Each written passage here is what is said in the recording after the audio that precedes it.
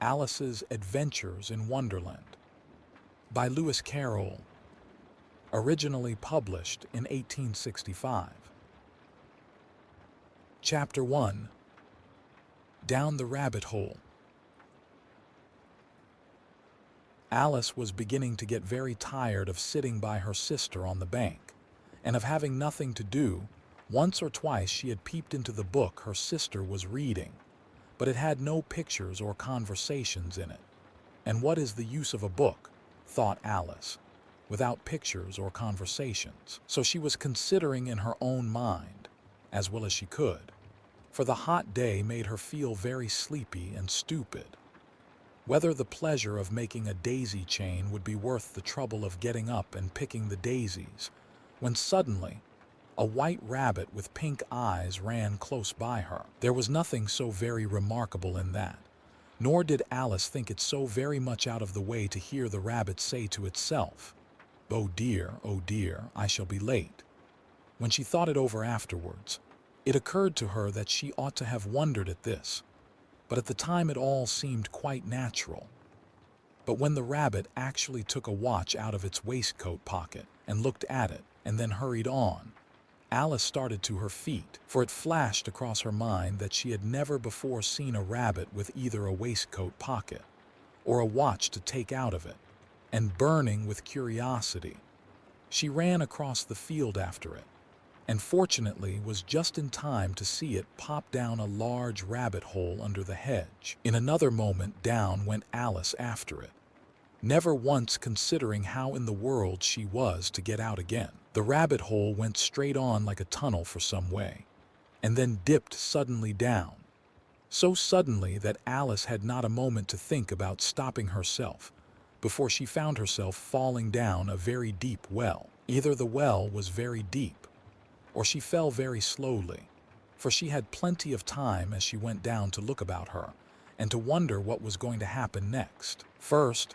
she tried to look down and make out what she was coming to, but it was too dark to see anything. Then she looked at the sides of the well and noticed that they were filled with cupboards and bookshelves. Here and there she saw maps and pictures hung upon pegs. She took down a jar from one of the shelves as she passed. It was labeled orange marmalade, but to her great disappointment it was empty. She did not like to drop the jar for fear of killing somebody underneath, so managed to put it into one of the cupboards as she fell past it. Well, thought Alice to herself, after such a fall as this, I shall think nothing of tumbling downstairs. How brave they'll all think me at home. Why, I wouldn't say anything about it, even if I fell off the top of the house, which was very likely true. Down, down, down. Would the fall never come to an end? I wonder how many miles I've fallen by this time, she said aloud. I must be getting somewhere near the center of the earth. Let me see. That would be 4,000 miles down, I think. For, you see, Alice had learnt several things of this sort in her lessons in the schoolroom, and though this was not a very good opportunity for showing off her knowledge, as there was no one to listen to her, still it was good practice to say it over. Yes, that's about the right distance. But then I wonder what latitude or longitude I've got to. Alice had no idea what latitude was, or longitude either, but thought they were nice grand words to say. Presently she began again. I wonder if I shall fall right through the earth. How funny it'll seem to come out among the people that walk with their heads downward. The antipathies, I think. She was rather glad there was no one listening this time, as it didn't sound at all the right word. But I shall have to ask them what the name of the country is, you know. Please, ma'am, is this New Zealand or Australia? And she tried to curtsy as she spoke. Fancy curtsying as you're falling through the air. Do you think you could manage it? And what an ignorant little girl she'll think me for asking. No, it'll never do to ask. Perhaps I shall see it written up somewhere. Down, down, down. There was nothing else to do, so Alice soon began talking again. Dinah'll miss me very much tonight, I should think. Dinah was the cat. I hope they'll remember her saucer of milk at tea time. Dinah, my dear, I wish you were down here with me. There are no mice in the air, I'm afraid. but you might catch a bat. And that's very like a mouse, you know. But do cats eat bats, I wonder? And here Alice began to get rather sleepy, and went on saying to herself in a dreamy sort of way, do cats eat bats? Do cats eat bats? And sometimes, do bats eat cats? For you see, as she couldn't answer either question, it didn't much matter which way she put it. She felt that she was dozing off, and had just begun to dream that she was walking hand in hand with Dinah, and saying to her very earnestly, now, Dinah, tell me the truth. Did you ever eat a bat? When suddenly, thump, thump, down she came upon a heap of sticks and dry leaves, and the fall was over. Alice was not a bit hurt, and she jumped up onto her feet in a moment. She looked up, but it was all dark overhead. Before her was another long passage, and the white rabbit was still in sight, hurrying down it. There was not a moment to be lost. Away went Alice like the wind, and was just in time to hear it say as it turned a corner, "Oh, my ears and whiskers, how late it's getting." She was close behind it when she turned the corner, but the rabbit was no longer to be seen. She found herself in a long, low hall, which was lit up by a row of lamps hanging from the roof. There were doors all round the hall, but they were all locked. And when Alice had been all the way down one side and up the other, trying every door, she walked sadly down the middle, wondering how she was ever to get out again. Suddenly she came upon a little three-legged table, all made of solid glass. There was nothing on it except a tiny golden key, and Alice's first thought was that it might belong to one of the doors of the hall. But, alas, either the locks were too large or the key was too small. But at any rate, it would not open any of them. However, on the second time round, she came upon a low curtain she had not noticed before, and behind it was a little door about 15 inches high. She tried the little golden key in the lock, and to her great delight it fitted. Alice opened the door and found that it led into a small passage, not much larger than a rat hole. She knelt down and looked along the passage into the loveliest garden you ever saw. How she longed to get out of that dark hall and wander about among those beds of bright flowers and those cool fountains. But she could not even get her head through the doorway. And even if my head would go through, thought poor Alice, it would be of very little use without my shoulders. Oh, how I wish I could shut up like a telescope. I think I could, if I only knew how to begin. For, you see, so many out-of-the-way things had happened lately that Alice had begun to think that very few things indeed were really impossible. There seemed to be no use in waiting by the little door, so she went back to the table, half hoping she might find another key on it, or at any rate a book of rules for shutting people up like telescopes. This time she found a little bottle on it, which certainly was not here before, said Alice. And round the neck of the bottle was a paper label with the words "Drink me" beautifully printed on it in large letters. It was all very well to say "Drink me," but the wise little Alice was not going to do that in a hurry. "No, I'll look first," she said, "and see whether it's marked poison or not." For she had read several nice little histories about children who had got burnt and eaten up by wild beasts and other unpleasant things, all because they would not remember the simple rules their friends had taught them, such as that a red-hot poker will burn you if you hold it too long, and that if you cut your finger very deeply with a knife, it usually bleeds, and she had never forgotten that. If you drink much from a bottle marked poison, it is almost certain to disagree with you sooner or later. However, this bottle was not marked a poison, so Alice ventured to taste it, and finding it very nice. It had, in fact, a sort of mixed flavor of cherry tart, custard, pineapple, roast turkey, toffee, and hot buttered toast. She very soon finished it off. "What a curious feeling," said Alice. "I must be shutting up like a telescope." And so it was indeed. She was now only 10 inches high, and her face brightened up at the thought that she was now the right size for going through the little door into that lovely garden. First, however, she waited for a few minutes to see if she was going to shrink any further. She felt a little nervous about this, for it might end, you know, said Alice to herself.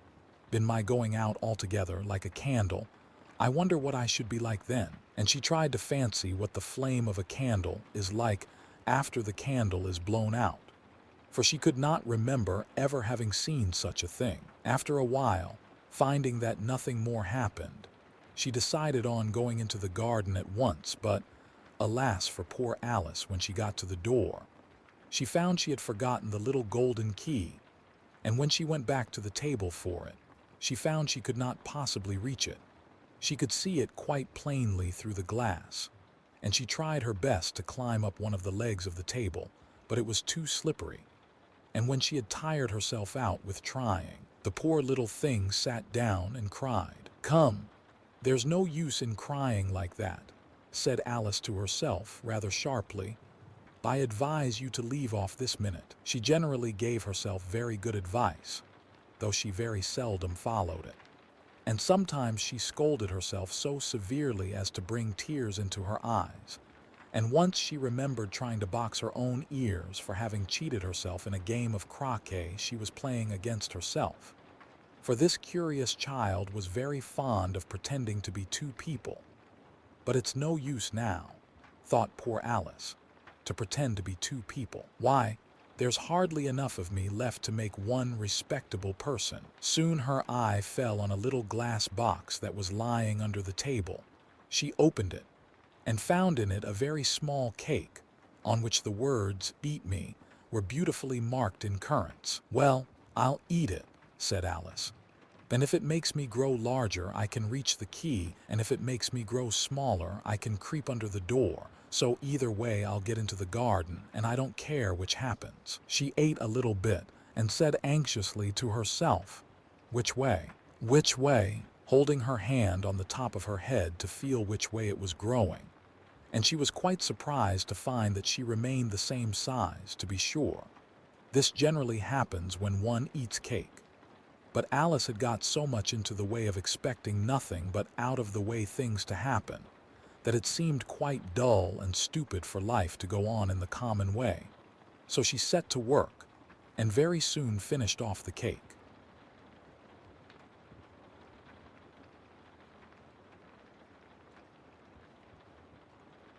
Alice's Adventures in Wonderland. Chapter 2. The Pool of Tears. Curiouser and curiouser, cried Alice. She was so much surprised that for the moment she quite forgot how to speak good English. "Now I'm opening out like the largest telescope that ever was. Goodbye, feet." For when she looked down at her feet, they seemed to be almost out of sight.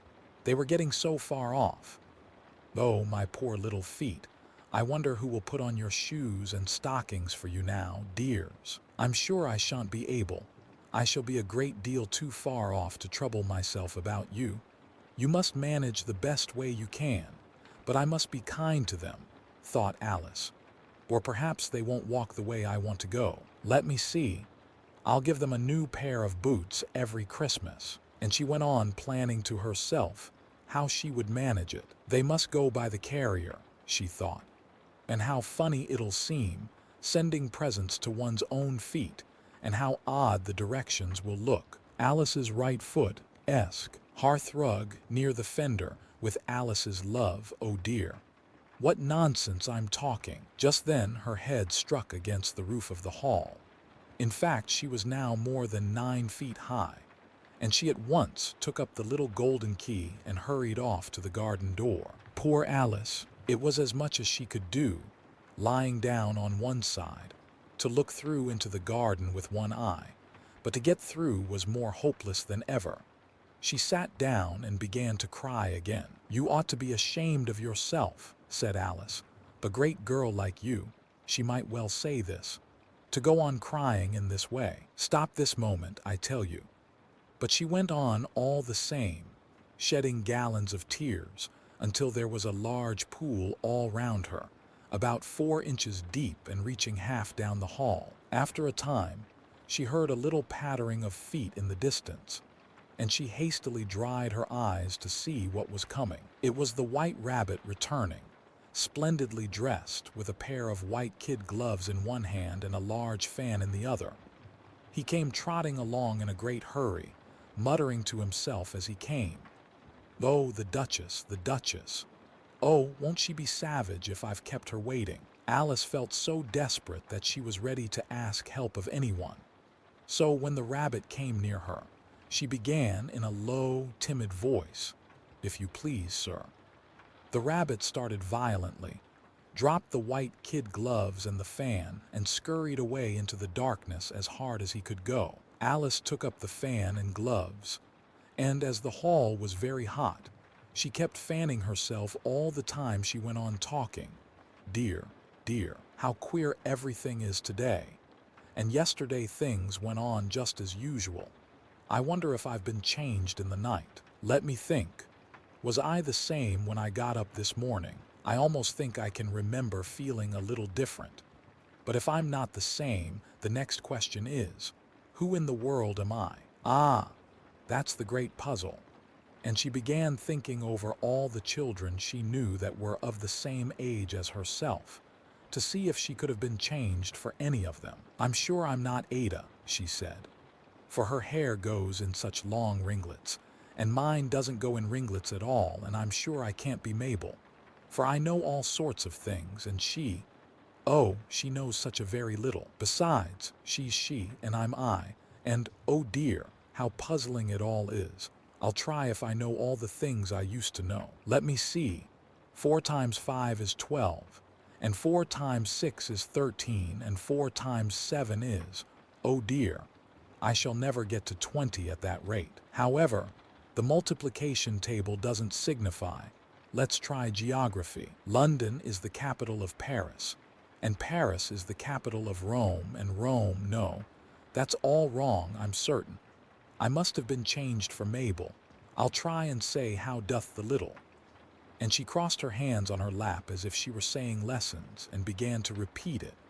But her voice sounded hoarse and strange, and the words did not come the same as they used to do. "How doth the little crocodile improve his shining tail, and pour the waters of the Nile on every golden scale? How cheerfully he seems to grin, how neatly spread his claws and welcome little fishes in with gently smiling jaws."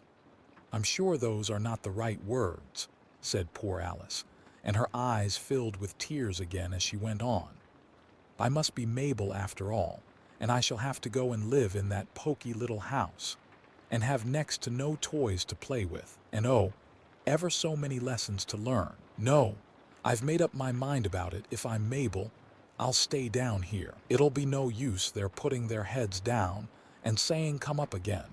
Dear, I shall only look up and say, who am I then? Tell me that first, and then if I like being that person, I'll come up. If not, I'll stay down here till I'm somebody else. But, oh dear," cried Alice with a sudden burst of tears, "I do wish they would put their heads down. I am so very tired of being all alone here." As she said this, she looked down at her hands and was surprised to see that she had put on one of the rabbit's little white kid gloves while she was talking. "How can I have done that?" she thought. "I must be growing small again."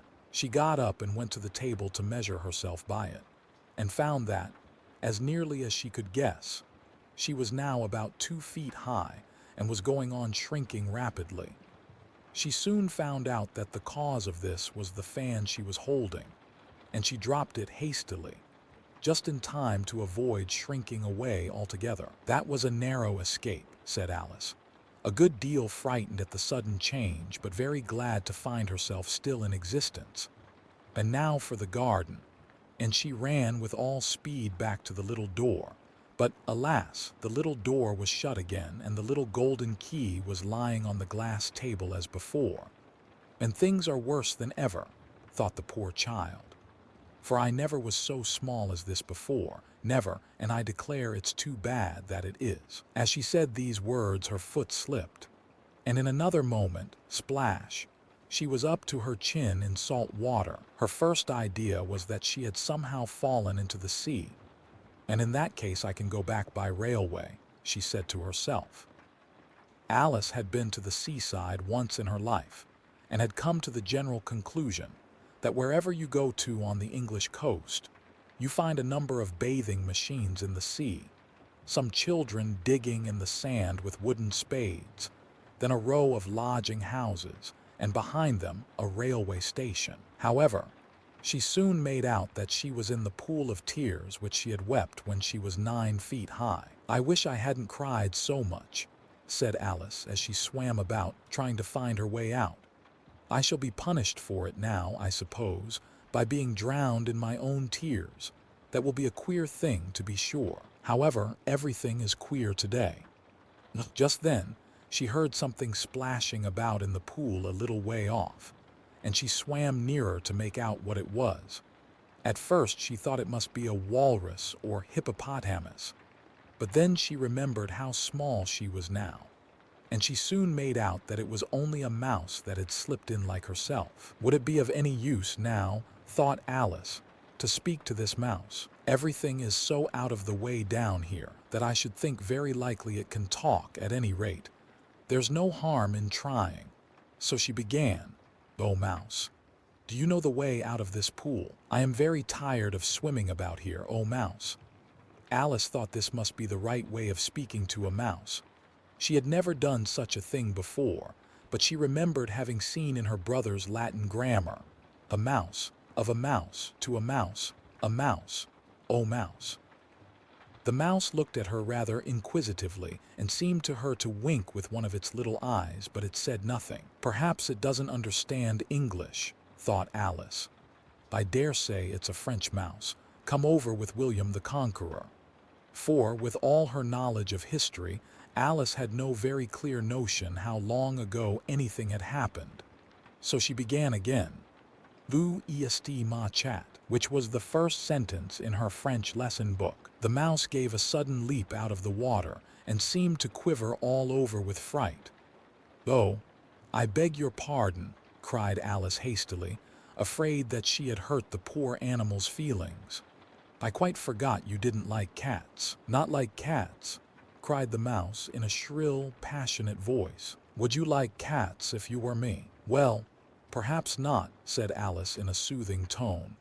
"Don't be angry about it. And yet I wish I could show you our cat Dinah. I think you'd take a fancy to cats if you could only see her. She is such a dear, quiet thing." Alice went on, half to herself, as she swam lazily about in the pool. "And she sits purring so nicely by the fire, licking her paws and washing her face. And she is such a nice, soft thing to nurse. And she's such a capital one for catching mice." "Oh, I beg your pardon," cried Alice again. For this time the mouse was bristling all over, and she felt certain it must be really offended. "We won't talk about her any more if you'd rather not." "We indeed," cried the mouse, who was trembling down to the end of his tail. "As if I would talk on such a subject. Our family always hated cats. Nasty, low, vulgar things. Don't let me hear the name again." "I won't indeed," said Alice, in a great hurry to change the subject of conversation. Are you fond of dogs?" The mouse did not answer, so Alice went on eagerly. "There is such a nice little dog near our house I should like to show you. A little bright-eyed terrier, you know, with such long curly brown hair, and it'll fetch things when you throw them, and it'll sit up and beg for its dinner and all sorts of things. I can't remember half of them, and it belongs to a farmer, you know. And he says it's so useful. It's worth £100. He says it kills all the rats, and, oh dear," cried Alice in a sorrowful tone, "I'm afraid I've offended it again." For the mouse was swimming away from her as hard as it could go, and making quite a commotion in the pool as it went. So she called softly after it, "Mouse dear, do come back again, and we won't talk about cats or dogs either if you don't like them." When the mouse heard this, it turned round and swam slowly back to her. Its face was quite pale with passion, Alice thought, and it said in a low, trembling voice, "Let us get to the shore and then I'll tell you my history, and you'll understand why it is I hate cats and dogs." It was high time to go, for the pool was getting quite crowded with the birds and animals that had fallen into it. There were a duck and a dodo, a lory and an eaglet, and several other curious creatures. Alice led the way, and the whole party swam to the shore.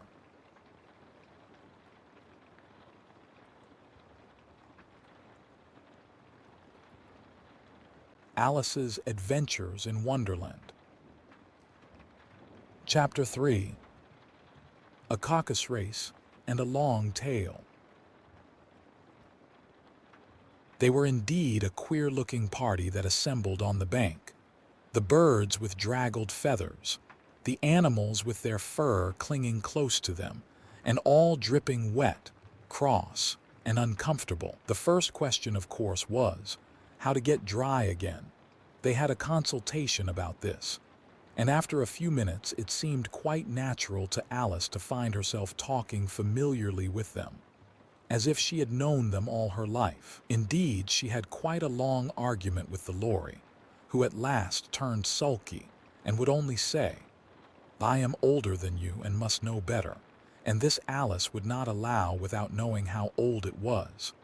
And as the lory positively refused to tell its age, there was no more to be said. At last the mouse, who seemed to be a person of authority among them, called out, "Sit down, all of you, and listen to me. I'll soon make you dry enough." They all sat down at once, in a large ring, with the mouse in the middle. Alice kept her eyes anxiously fixed on it, for she felt sure she would catch a bad cold if she did not get dry very soon. "The hum," said the mouse with an important air. "Are you all ready? This is the driest thing I know. Silence all round, if you please." William the Conqueror, whose cause was favored by the Pope, was soon submitted to by the English, who wanted leaders, and had been of late much accustomed to usurpation and conquest. Edwin and Morcar, the Earls of Mercia and Northumbria. "Lug," said the lory with a shiver. "I beg your pardon," said the mouse, frowning but very politely. "Did you speak?" "Not I," said the lory hastily. "I thought you did," said the mouse. "I proceed." Edwin and Morcar, the Earls of Mercia and Northumbria, declared for him, and even Stigand, the patriotic Archbishop of Canterbury, found it advisable. "Found what?" said the duck. "Found it," the mouse replied rather crossly. "Of course you know what it means." "I know what it means well enough when I find a thing," said the duck. "It's generally a frog or a worm. The question is, what did the Archbishop find?" The mouse did not notice this question, but hurriedly went on. "Found it advisable to go with Edgar Atheling to meet William and offer him the crown. William's conduct at first was moderate, but the insolence of his Normans— How are you getting on now, my dear?" it continued, turning to Alice as it spoke. "As wet as ever," said Alice in a melancholy tone. "It doesn't seem to dry me at all." "In that case," said the dodo solemnly, rising to its feet, "I move that the meeting adjourn for the immediate adoption of more energetic remedies." "Speak English," said the eaglet. "I don't know the meaning of half those long words, and what's more, I don't believe you do either." And the eaglet bent down its head to hide a smile. Some of the other birds tittered audibly. "What I was going to say," said the dodo in an offended tone, "was that the best thing to get us dry would be a caucus race." "What is a caucus race?" said Alice. Not that she wanted much to know, but the dodo had paused as if it thought that somebody ought to speak, and no one else seemed inclined to say anything. "Why," said the dodo, "the best way to explain it is to do it. And as you might like to try the thing yourself some winter day, I will tell you how the dodo managed it. First it marked out a race course in a sort of circle. The exact shape doesn't matter, it said. And then all the party were placed along the course, here and there. There was no 1, 2, 3, and away. But they began running when they liked and left off when they liked, so that it was not easy to know when the race was over. However, when they had been running half an hour or so and were quite dry again, the dodo suddenly called out, "The race is over," and they all crowded round it, panting and asking, "But who has won?" This question the dodo could not answer without a great deal of thought, and it sat for a long time with one finger pressed upon its forehead, the position in which you usually see Shakespeare in the pictures of him. While the rest waited in silence, at last the dodo said, "Everybody has won and all must have prizes. But who is to give the prizes?" Quite a chorus of voices asked. "Why, she, of course," said the dodo, pointing to Alice with one finger, and the whole party at once crowded round her, calling out in a confused way, "Prizes! Prizes!" Alice had no idea what to do, and in despair she put her hand in her pocket and pulled out a box of comfits. Luckily the salt water had not got into it, and handed them round as prizes. There was exactly one apiece, all round. "But she must have a prize herself, you know," said the mouse. "Of course," the dodo replied very gravely. "What else have you got in your pocket?" he went on, turning to Alice. "Only a thimble," said Alice sadly. "Hand it over here," said the dodo. Then they all crowded round her once more, while the dodo solemnly presented the thimble, saying, "We beg your acceptance of this elegant thimble." And when it had finished this short speech, they all cheered. Alice thought the whole thing very absurd, but they all looked so grave that she did not dare to laugh, and as she could not think of anything to say, she simply bowed and took the thimble, looking as solemn as she could. The next thing was to eat the comfits. This caused some noise and confusion, as the large birds complained that they could not taste theirs, and the small ones choked and had to be patted on the back. However, it was over at last, and they sat down again in a ring and begged the mouse to tell them something more. "You promised to tell me your history, you know," said Alice. "And why it is you hate C and D," she added in a whisper, half afraid that it would be offended again. "Mine is a long and a sad tale," said the mouse, turning to Alice and sighing. "It is a long tale, certainly," said Alice, looking down with wonder at the mouse's tail. "But why do you call it sad?" And she kept on puzzling about it while the mouse was speaking, so that her idea of the tale was something like this. Fury said to a mouse that he met in the house, "Let us both go to law, I will prosecute you. Come, I'll take no denial, we must have a trial. For really this morning I've nothing to do," said the mouse to the cur. "Such a trial, dear sir, with no jury or judge would be wasting our breath." "I'll be judge, I'll be jury," said cunning old Fury. "I'll try the whole cause and condemn you to death." "You are not attending," said the mouse to Alice severely. "What are you thinking of?" "I beg your pardon," said Alice very humbly. "You had got to the fifth bend, I think." "I had not," cried the mouse sharply and very angrily. "The not," said Alice, always ready to make herself useful and looking anxiously about her. "Oh, do let me help to undo it." "I shall do nothing of the sort," said the mouse, getting up and walking away. "You insult me by talking such nonsense." "I didn't mean it," pleaded poor Alice. "But you're so easily offended, you know." The mouse only growled in reply. "Please come back and finish your story," Alice called after it, and the others all joined in chorus. "Yes, please do." But the mouse only shook its head impatiently and walked a little quicker. "What a pity it wouldn't stay," sighed the lory, as soon as it was quite out of sight. And an old crab took the opportunity of saying to her daughter, "Ah, my dear, let this be a lesson to you never to lose your temper." "Hold your tongue, ma," said the young crab a little snappishly. "You're enough to try the patience of an oyster." "I wish I had our Dinah here, I know I do," said Alice aloud, addressing nobody in particular. "She'd soon fetch it back." "And who is Dinah, if I might venture to ask the question?" said the lory. Alice replied eagerly, for she was always ready to talk about her pet. Dinah's our cat, and she's such a capital one for catching mice you can't think.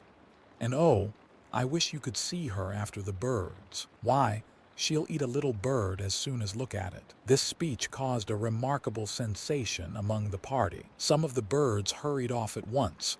One old magpie began wrapping itself up very carefully, remarking, "I really must be getting home, the night air doesn't suit my throat." And a canary called out in a trembling voice to its children, "Come away, my dears. It's high time you were all in bed." On various pretexts, they all moved off, and Alice was soon left alone. "I wish I hadn't mentioned Dinah," she said to herself in a melancholy tone. "Nobody seems to like her down here, and I'm sure she's the best cat in the world. Oh, my dear Dinah, I wonder if I shall ever see you any more."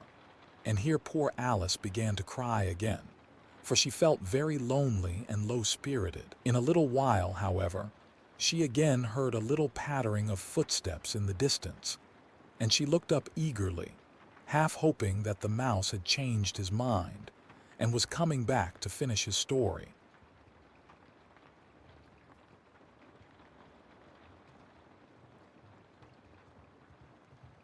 Alice's Adventures in Wonderland. Chapter 4.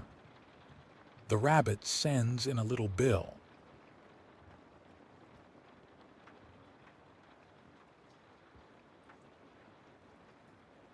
The rabbit sends in a little bill. It was the white rabbit, trotting slowly back again and looking anxiously about as it went, as if it had lost something, and she heard it muttering to itself, "The Duchess, the Duchess, oh my dear paws, oh my fur and whiskers, she'll get me executed, as sure as ferrets are ferrets. Where can I have dropped them, I wonder?" Alice guessed in a moment that it was looking for the fan and the pair of white kid gloves, and she very good-naturedly began hunting about for them. But they were nowhere to be seen. Everything seemed to have changed since her swim in the pool, and the great hall, with the glass table and the little door, had vanished completely. Very soon the rabbit noticed Alice as she went hunting about and called out to her in an angry tone, "Why, Mary Ann, what are you doing out here? Run home this moment, and fetch me a pair of gloves and a fan. Quick, now." And Alice was so much frightened that she ran off at once in the direction it pointed to, without trying to explain the mistake it had made. "He took me for his housemaid," she said to herself as she ran. "How surprised he'll be when he finds out who I am. But I'd better take him his fan and gloves, that is, if I can find them." As she said this, she came upon a neat little house, on the door of which was a bright brass plate with the name W. Rabbit engraved upon it. She went in without knocking and hurried upstairs, in great fear lest she should meet the real Mary Ann, and be turned out of the house before she had found the fan and gloves. "How queer it seems," Alice said to herself, "to be going messages for a rabbit. I suppose Dinah'll be sending me on messages next."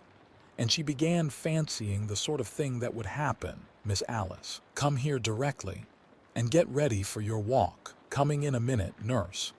But I've got to see that the mouse doesn't get out. Only I don't think," Alice went on, "that they'd let Dinah stop in the house if it began ordering people about like that." By this time, she had found her way into a tidy little room with a table in the window, and on it, as she had hoped, a fan and 2 or 3 pairs of tiny white kid gloves.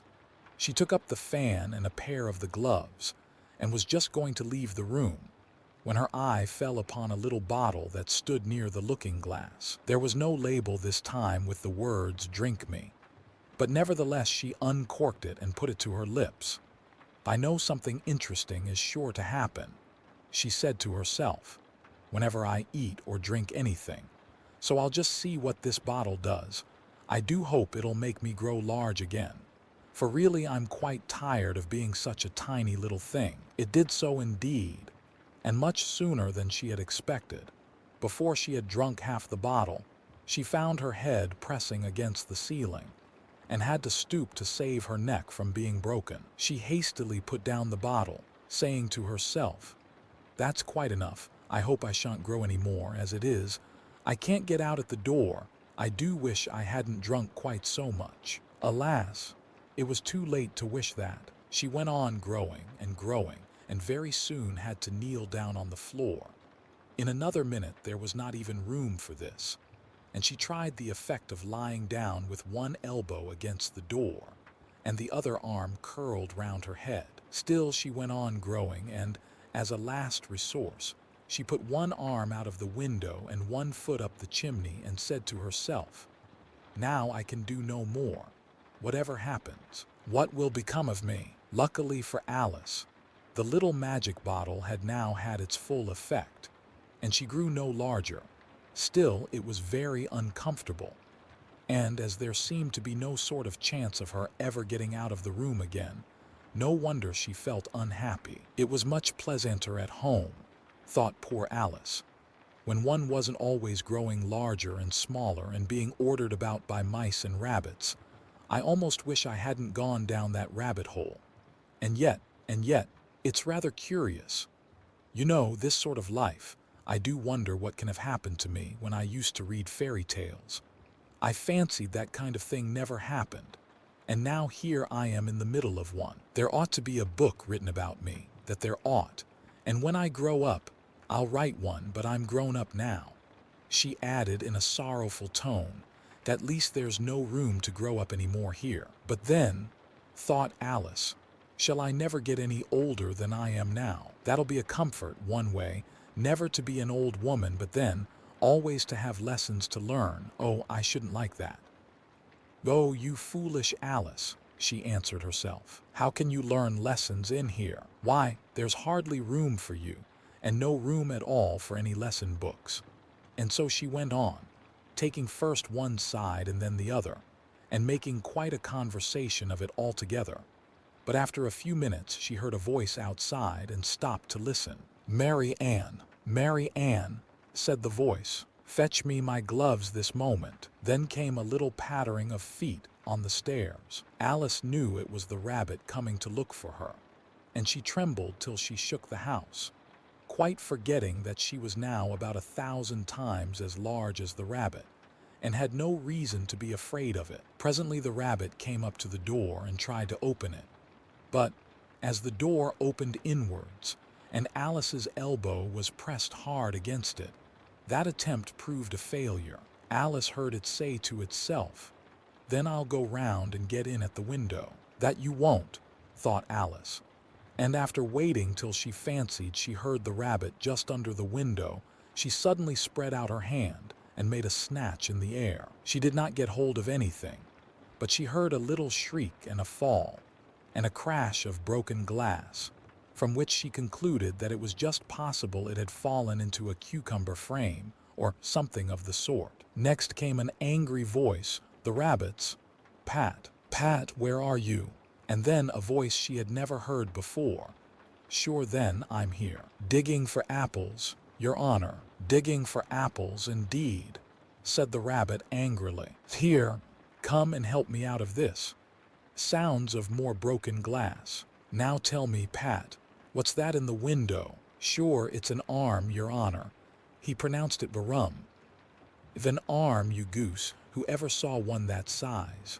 Why, it fills the whole window." "Sure it does, Your Honor, but it's an arm for all that." "Well, it's got no business there, at any rate. Go and take it away." There was a long silence after this, and Alice could only hear whispers now and then, such as, "Sure, I don't like it, Your Honor, at all, at all. Do as I tell you, you coward." And at last she spread out her hand again and made another snatch in the air. This time there were 2 little shrieks, and more sounds of broken glass. What a number of cucumber frames there must be, thought Alice. I wonder what they'll do next. As for pulling me out of the window, I only wish they could. I'm sure I don't want to stay in here any longer. She waited for some time without hearing anything more. At last came a rumbling of little cartwheels, and the sound of a good many voices all talking together. She made out the words, Where's the other ladder? Why, I hadn't to bring but one. Bill's got the other, Bill. Fetch it here, lad. Here. Put him up at this corner, no, tie 'em together first. They don't reach half high enough yet. Oh, they'll do well enough. Don't be particular. Here, Bill. Catch hold of this rope. Will the roof bear? Mind that loose slate. Oh, it's coming down. Heads below, a loud crash. Now, who did that? It was Bill, I fancy. Who's to go down the chimney? Nay, I shan't. You do it. That I won't, then. Bill's to go down. Here, Bill. The master says you're to go down the chimney. Lo, so Bill's got to come down the chimney, has he? Said Alice to herself. Shy, they seem to put everything upon Bill. I wouldn't be in Bill's place for a good deal. This fireplace is narrow, to be sure, but I think I can kick a little. She drew her foot as far down the chimney as she could, and waited till she heard a little animal. She couldn't guess of what sort it was, scratching and scrambling about in the chimney close above her. Then, saying to herself, "This is Bill," she gave one sharp kick and waited to see what would happen next. The first thing she heard was a general chorus of "There goes Bill." Then the rabbit's voice along, "Catch him, you by the hedge." Then silence, and then another confusion of voices. "Hold up his head, Brandy, now, don't choke him. How was it, old fellow? What happened to you? Tell us all about it." Last came a little feeble, squeaking voice. "That's Bill," thought Alice. "Well, I hardly know, no more, thank ye, I'm better now. But I'm a deal too flustered to tell you. All I know is, something comes at me like a jack-in-the-box, and up I goes like a skyrocket." "So you did, old fellow," said the others. "We must burn the house down," said the rabbit's voice, and Alice called out as loud as she could, "If you do, I'll set Dinah at you." There was a dead silence instantly, and Alice thought to herself, "I wonder what they will do next. If they had any sense, they'd take the roof off." After a minute or two, they began moving about again, and Alice heard the rabbit say, "A barrowful will do to begin with." "The barrowful of what?" thought Alice, but she had not long to doubt, for the next moment a shower of little pebbles came rattling in at the window, and some of them hit her in the face. "I'll put a stop to this," she said to herself, and shouted out, "You'd better not do that again," which produced another dead silence. Alice noticed with some surprise that the pebbles were all turning into little cakes as they lay on the floor, and a bright idea came into her head. "If I eat one of these cakes," she thought, "it's sure to make some change in my size, and as it can't possibly make me larger, it must make me smaller, I suppose." So she swallowed one of the cakes, and was delighted to find that she began shrinking directly. As soon as she was small enough to get through the door, she ran out of the house and found quite a crowd of little animals and birds waiting outside. The poor little lizard, Bill, was in the middle, being held up by two guinea pigs, who were giving it something out of a bottle. They all made a rush at Alice the moment she appeared, but she ran off as hard as she could, and soon found herself safe in a thick wood. "The first thing I've got to do," said Alice to herself, as she wandered about in the wood, "is to grow to my right size again, and the second thing is to find my way into that lovely garden. I think that will be the best plan." It sounded an excellent plan, no doubt, and very neatly and simply arranged. The only difficulty was that she had not the smallest idea how to set about it. And while she was peering about anxiously among the trees, a little sharp bark just over her head made her look up in a great hurry. An enormous puppy was looking down at her with large round eyes, and feebly stretching out one paw, trying to touch her. "Poor little thing," said Alice, in a coaxing tone, and she tried hard to whistle to it. But she was terribly frightened all the time at the thought that it might be hungry, in which case it would be very likely to eat her up in spite of all her coaxing. Hardly knowing what she did, she picked up a little bit of stick and held it out to the puppy, whereupon the puppy jumped into the air off all its feet at once, with a yelp of delight, and rushed at the stick, and made believe to worry it. Then Alice dodged behind a great thistle to keep herself from being run over, and the moment she appeared on the other side, the puppy made another rush at the stick and tumbled head over heels in its hurry to get hold of it. Then Alice, thinking it was very like having a game of play with a cart horse, and expecting every moment to be trampled under its feet, ran round the thistle again.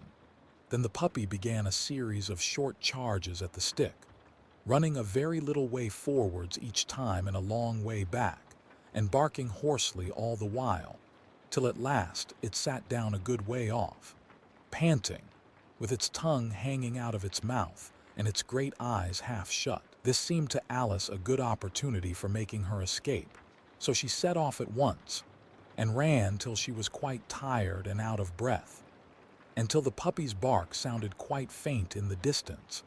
"And yet what a dear little puppy it was," said Alice, as she leant against a buttercup to rest herself, and fanned herself with one of the leaves. "I should have liked teaching it tricks very much if I'd only been the right size to do it. Oh dear, I'd nearly forgotten that I've got to grow up again. Let me see. How is it to be managed? I suppose I ought to eat or drink something or other. But the great question is, what?" The great question certainly was, what? Alice looked all round her at the flowers and the blades of grass, but she did not see anything that looked like the right thing to eat or drink under the circumstances. There was a large mushroom growing near her, about the same height as herself, and when she had looked under it, and on both sides of it, and behind it, it occurred to her that she might as well look and see what was on the top of it. She stretched herself up on tiptoe and peeped over the edge of the mushroom, and her eyes immediately met those of a large blue caterpillar that was sitting on the top with its arms folded, quietly smoking a long hookah, and taking not the smallest notice of her or of anything else.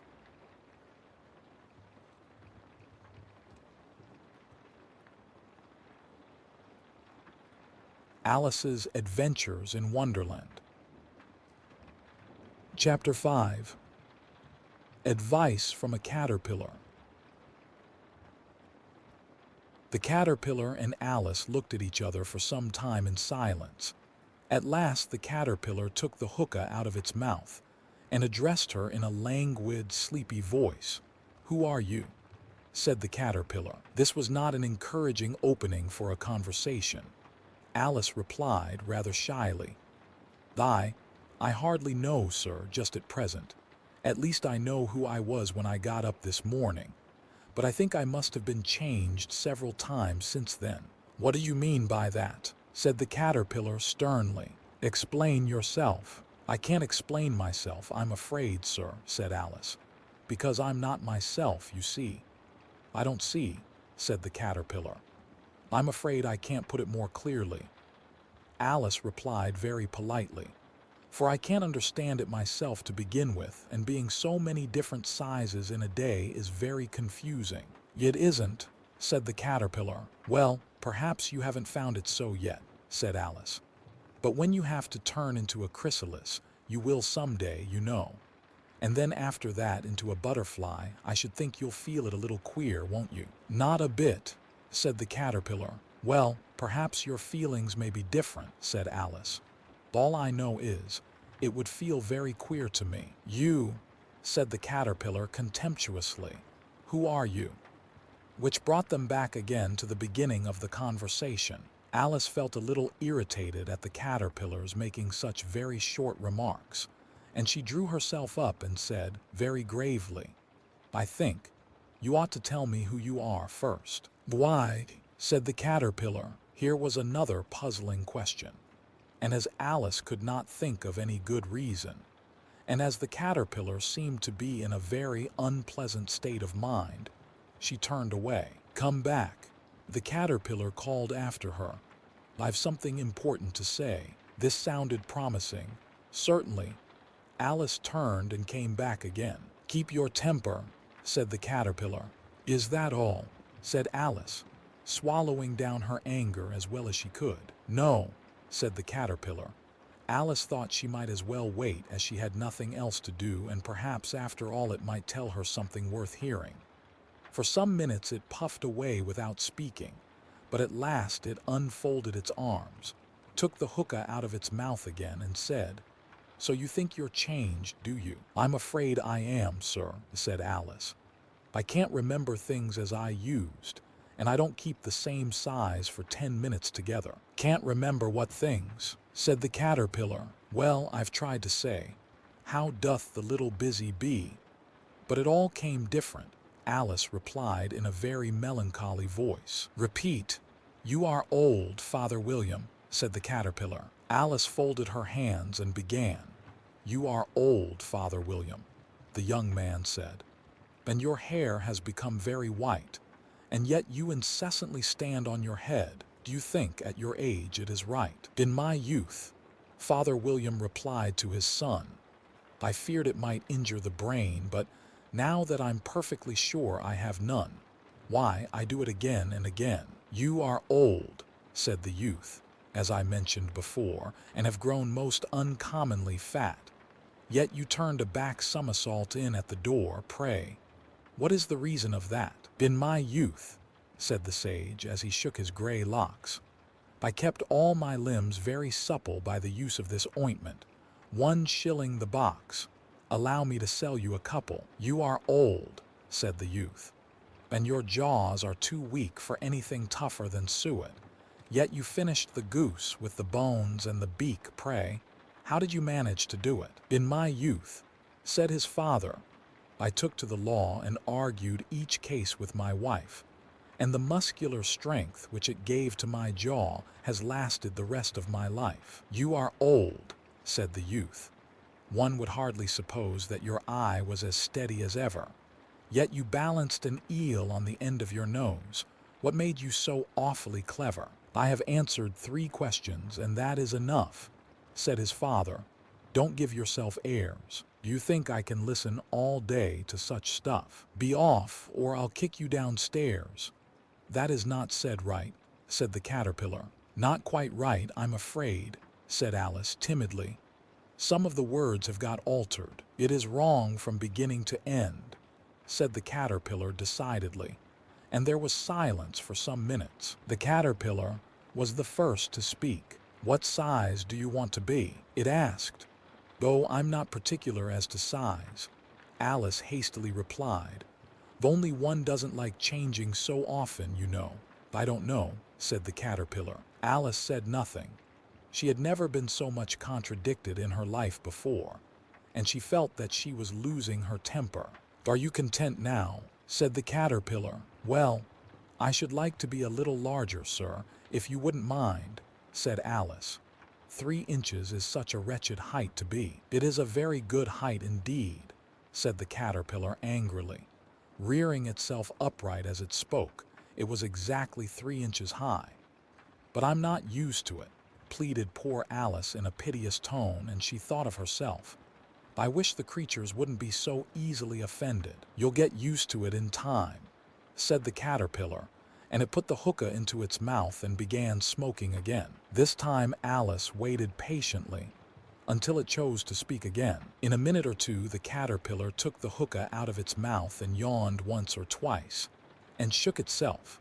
Then it got down off the mushroom and crawled away in the grass, merely remarking as it went, "One side will make you grow taller, and the other side will make you grow shorter." "One side of what? The other side of what?" thought Alice to herself. "Of the mushroom," said the caterpillar, just as if she had asked it aloud, and in another moment it was out of sight. Alice remained looking thoughtfully at the mushroom for a minute, trying to make out which were the 2 sides of it, and as it was perfectly round, she found this a very difficult question. However, at last she stretched her arms round it as far as they would go, and broke off a bit of the edge with each hand.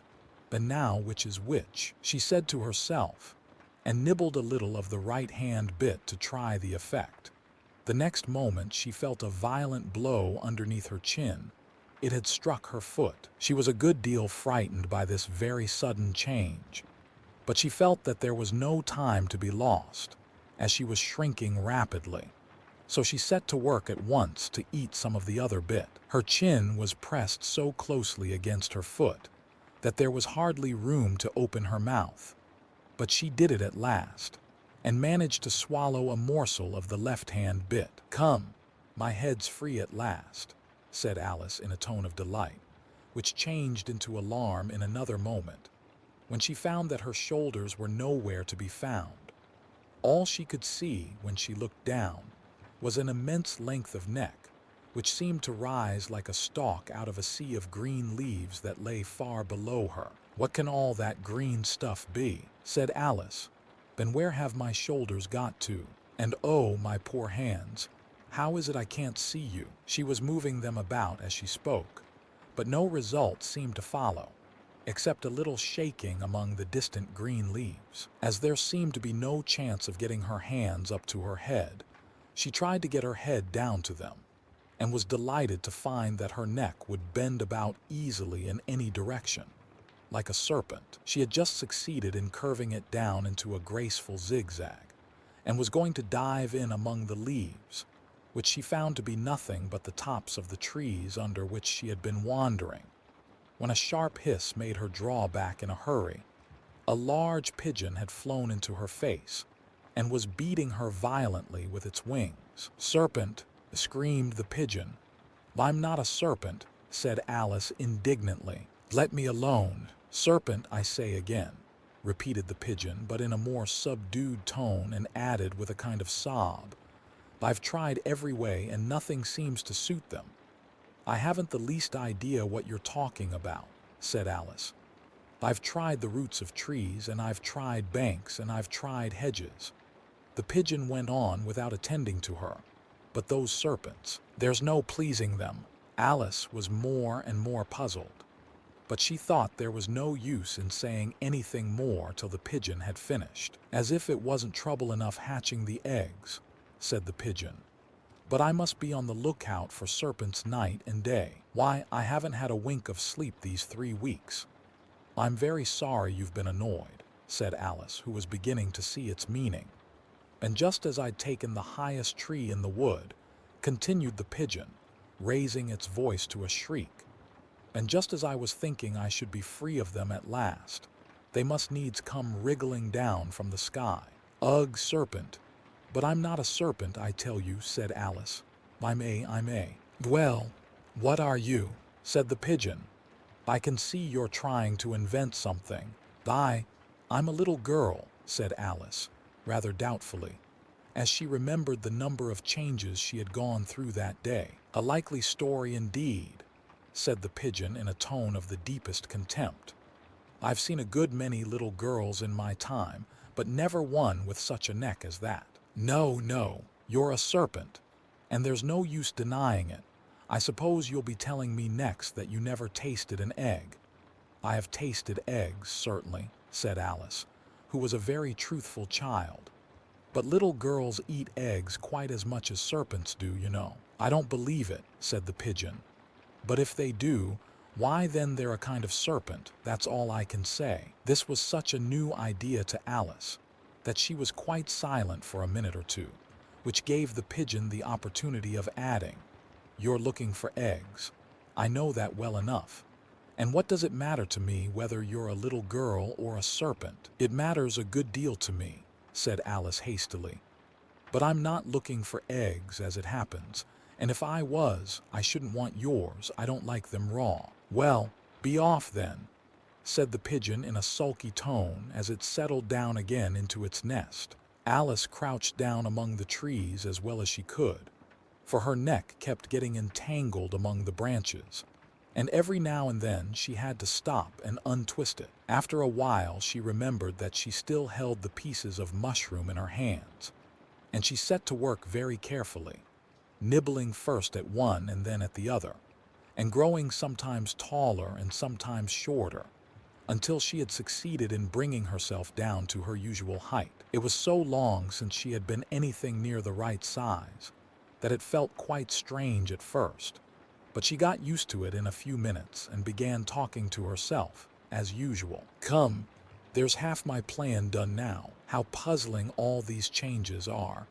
I'm never sure what I'm going to be from one minute to another. However, I've got back to my right size. The next thing is to get into that beautiful garden. How is that to be done, I wonder?" As she said this, she came suddenly upon an open place, with a little house in it about 4 feet high. "Whoever lives there," thought Alice, "it'll never do to come upon them this size. Why, I should frighten them out of their wits." So she began nibbling at the right-hand bit again, and did not venture to go near the house till she had brought herself down to 9 inches high.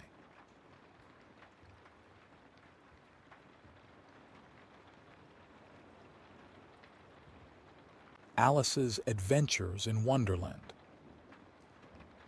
Chapter 6. Pig and Pepper. For a minute or two she stood looking at the house and wondering what to do next, when suddenly a footman in livery came running out of the wood. She considered him to be a footman because he was in livery. Otherwise, judging by his face only, she would have called him a fish, and rapped loudly at the door with his knuckles. It was opened by another footman in livery, with a round face and large eyes like a frog. And both footmen, Alice noticed, had powdered hair that curled all over their heads. She felt very curious to know what it was all about, and crept a little way out of the wood to listen. The fish footman began by producing from under his arm a great letter, nearly as large as himself, and this he handed over to the other, saying in a solemn tone, for the Duchess, "An invitation from the Queen to play croquet." The frog footman repeated, in the same solemn tone, only changing the order of the words a little, "From the Queen, an invitation for the Duchess to play croquet." Then they both bowed low, and their curls got entangled together. Alice laughed so much at this that she had to run back into the wood for fear of their hearing her. And when she next peeped out, the fish footman was gone, and the other was sitting on the ground near the door, staring stupidly up into the sky. Alice went timidly up to the door and knocked. "There's no sort of use in knocking," said the footman, "and that for 2 reasons. First, because I'm on the same side of the door as you are. Secondly, because they're making such a noise inside. No one could possibly hear you." And certainly there was a most extraordinary noise going on within, a constant howling and sneezing, and every now and then a great crash, as if a dish or kettle had been broken to pieces. "Please then," said Alice, "how am I to get in?" "There might be some sense in your knocking," the footman went on without attending to her, "if we had the door between us. For instance, if you were inside, you might knock, and I could let you out, you know." He was looking up into the sky all the time he was speaking, and this Alice thought decidedly uncivil. "But perhaps he can't help it," she said to herself. "His eyes are so very nearly at the top of his head, but at any rate he might answer questions. How am I to get in?" She repeated aloud, "I shall sit here." The footman remarked, "Till tomorrow." At this moment the door of the house opened, and a large plate came skimming out, straight at the footman's head. It just grazed his nose and broke to pieces against one of the trees behind him. "Or next day, maybe." The footman continued in the same tone, exactly as if nothing had happened. "How am I to get in?" asked Alice again, in a louder tone. "Are you to get in at all?" said the footman. "That's the first question, you know." It was, no doubt. Only Alice did not like to be told so. "It's really dreadful," she muttered to herself, "the way all the creatures argue. It's enough to drive one crazy." The footman seemed to think this a good opportunity for repeating his remark with variations. "I shall sit here," he said, "on and off for days and days." "But what am I to do?" said Alice. "Anything you like," said the footman, and began whistling. "Oh, there's no use in talking to him," said Alice desperately. "He's perfectly idiotic." And she opened the door and went in. The door led right into a large kitchen, which was full of smoke from one end to the other. The Duchess was sitting on a 3-legged stool in the middle, nursing a baby. The cook was leaning over the fire, stirring a large cauldron which seemed to be full of soup. "There's certainly too much pepper in that soup," Alice said to herself, as well as she could for sneezing. There was certainly too much of it in the air. Even the Duchess sneezed occasionally. And as for the baby, it was sneezing and howling alternately without a moment's pause. The only things in the kitchen that did not sneeze were the cook and a large cat which was sitting on the hearth and grinning from ear to ear. "Please would you tell me," said Alice, a little timidly, for she was not quite sure whether it was good manners for her to speak first, "why your cat grins like that?" "It's a Cheshire cat," said the Duchess, "and that's why." "Pig." She said the last word with such sudden violence that Alice quite jumped, but she saw in another moment that it was addressed to the baby and not to her, so she took courage and went on again. "I didn't know that Cheshire cats always grinned. In fact, I didn't know that cats could grin." "They all can," said the Duchess, "and most of 'em do." "I don't know of any that do," Alice said very politely, feeling quite pleased to have got into a conversation. "You don't know much," said the Duchess, "and that's a fact." Alice did not at all like the tone of this remark, and thought it would be as well to introduce some other subject of conversation, while she was trying to fix on one. The cook took the cauldron of soup off the fire, and at once set to work throwing everything within her reach at the Duchess and the baby. The fire irons came first, then followed a shower of saucepans, plates, and dishes. The Duchess took no notice of them even when they hit her, and the baby was howling so much already that it was quite impossible to say whether the blows hurt it or not. "Oh, please mind what you're doing," cried Alice, jumping up and down in an agony of terror. "Oh, there goes his precious nose," as an unusually large saucepan flew close by it, and very nearly carried it off. "If everybody minded their own business," the Duchess said in a hoarse growl, "the world would go round a deal faster than it does." "Which would not be an advantage," said Alice, who felt very glad to get an opportunity of showing off a little of her knowledge. "Just think of what work it would make with the day and night. You see, the earth takes 24 hours to turn round on its axis." "Talking of axes," said the Duchess, "chop off her head." Alice glanced rather anxiously at the cook to see if she meant to take the hint, but the cook was busily stirring the soup and seemed not to be listening, so she went on again.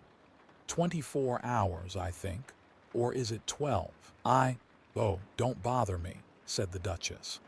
"I never could abide figures," and with that she began nursing her child again, singing a sort of lullaby to it as she did so, and giving it a violent shake at the end of every line. "Speak roughly to your little boy and beat him when he sneezes. He only does it to annoy, because he knows it teases." Chorus, in which the cook and the baby joined. Wow, wow, wow. While the Duchess sang the second verse of the song, she kept tossing the baby violently up and down, and the poor little thing howled so that Alice could hardly hear the words. "I speak severely to my boy.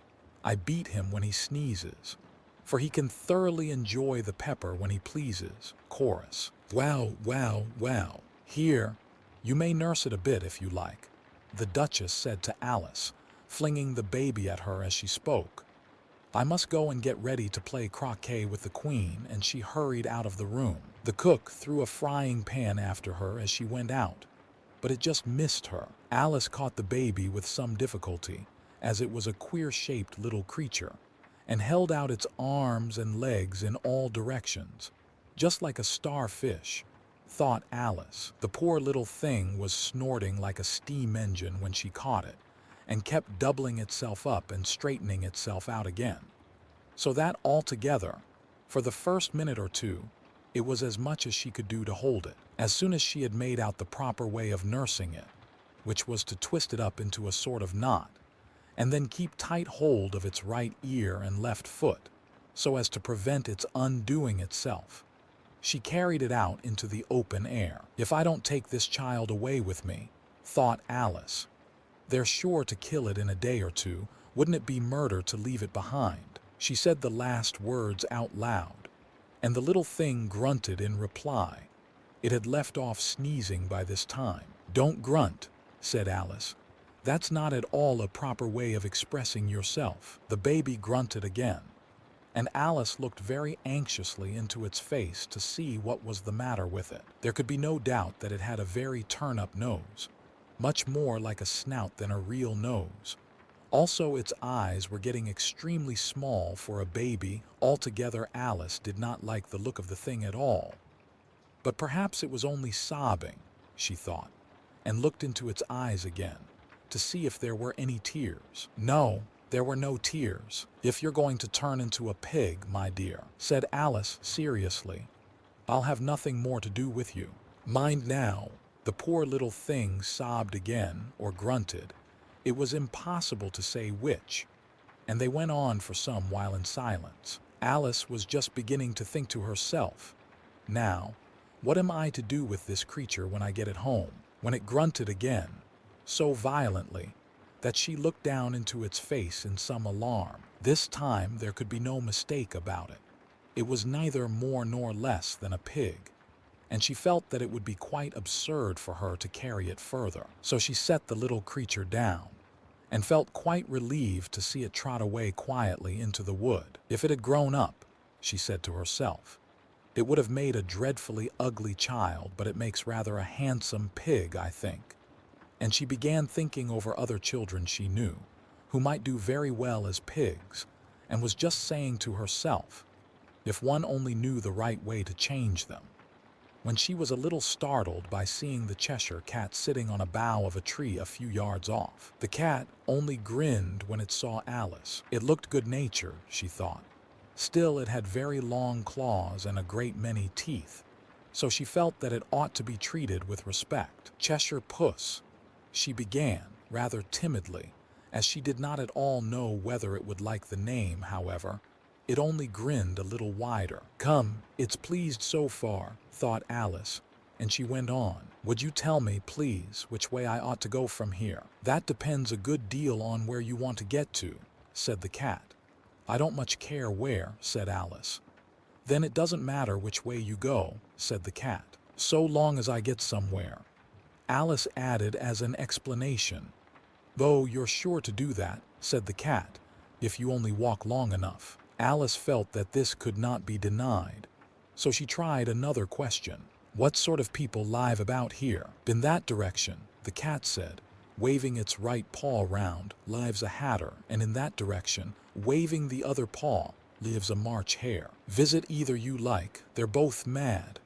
"But I don't want to go among mad people," Alice remarked. "Oh, you can't help that," said the cat. "We're all mad here. I'm mad." "You're mad? How do you know I'm mad?" said Alice. "You must be," said the cat, "or you wouldn't have come here." Alice didn't think that proved it at all, however. She went on. "And how do you know that you're mad?" "To begin with," said the cat, "a dog's not mad." "You grant that?" "I suppose so," said Alice. "Well then," the cat went on, "you see, a dog growls when it's angry and wags its tail when it's pleased. Now I growl when I'm pleased, and wag my tail when I'm angry. Therefore I'm mad. I call it purring, not growling," said Alice. "Call it what you like," said the cat. "Do you play croquet with the Queen today?" "I should like it very much," said Alice, "but I haven't been invited yet." "You'll see me there," said the cat and vanished. Alice was not much surprised at this. She was getting so used to queer things happening. While she was looking at the place where it had been, it suddenly appeared again. "By the by, what became of the baby?" said the cat. "I'd nearly forgotten to ask." "It turned into a pig," Alice quietly said, just as if it had come back in a natural way. "I thought it would," said the cat and vanished again. Alice waited a little, half expecting to see it again, but it did not appear, and after a minute or two she walked on in the direction in which the March hare was said to live. "I've seen hatters before," she said to herself. "The March hare will be much the most interesting. And perhaps as this is May it won't be raving mad, at least not so mad as it was in March." As she said this, she looked up, and there was the cat again, sitting on a branch of a tree. "Did you say pig or fig?" said the cat. "I said pig," replied Alice. "Then I wish you wouldn't keep appearing and vanishing so suddenly. You make one quite giddy." "All right," said the cat. And this time it vanished quite slowly, beginning with the end of the tail and ending with the grin, which remained some time after the rest of it had gone. "Well, I've often seen a cat without a grin," thought Alice, "but a grin without a cat. It's the most curious thing I ever saw in my life." She had not gone much farther before she came in sight of the house of the March Hare. She thought it must be the right house, because the chimneys were shaped like ears, and the roof was thatched with fur. It was so large a house that she did not like to go nearer till she had nibbled some more of the left-hand bit of mushroom and raised herself to about 2 feet high. Even then she walked up towards it rather timidly, saying to herself, "Suppose it should be raving mad after all. I almost wish I'd gone to see the Hatter instead."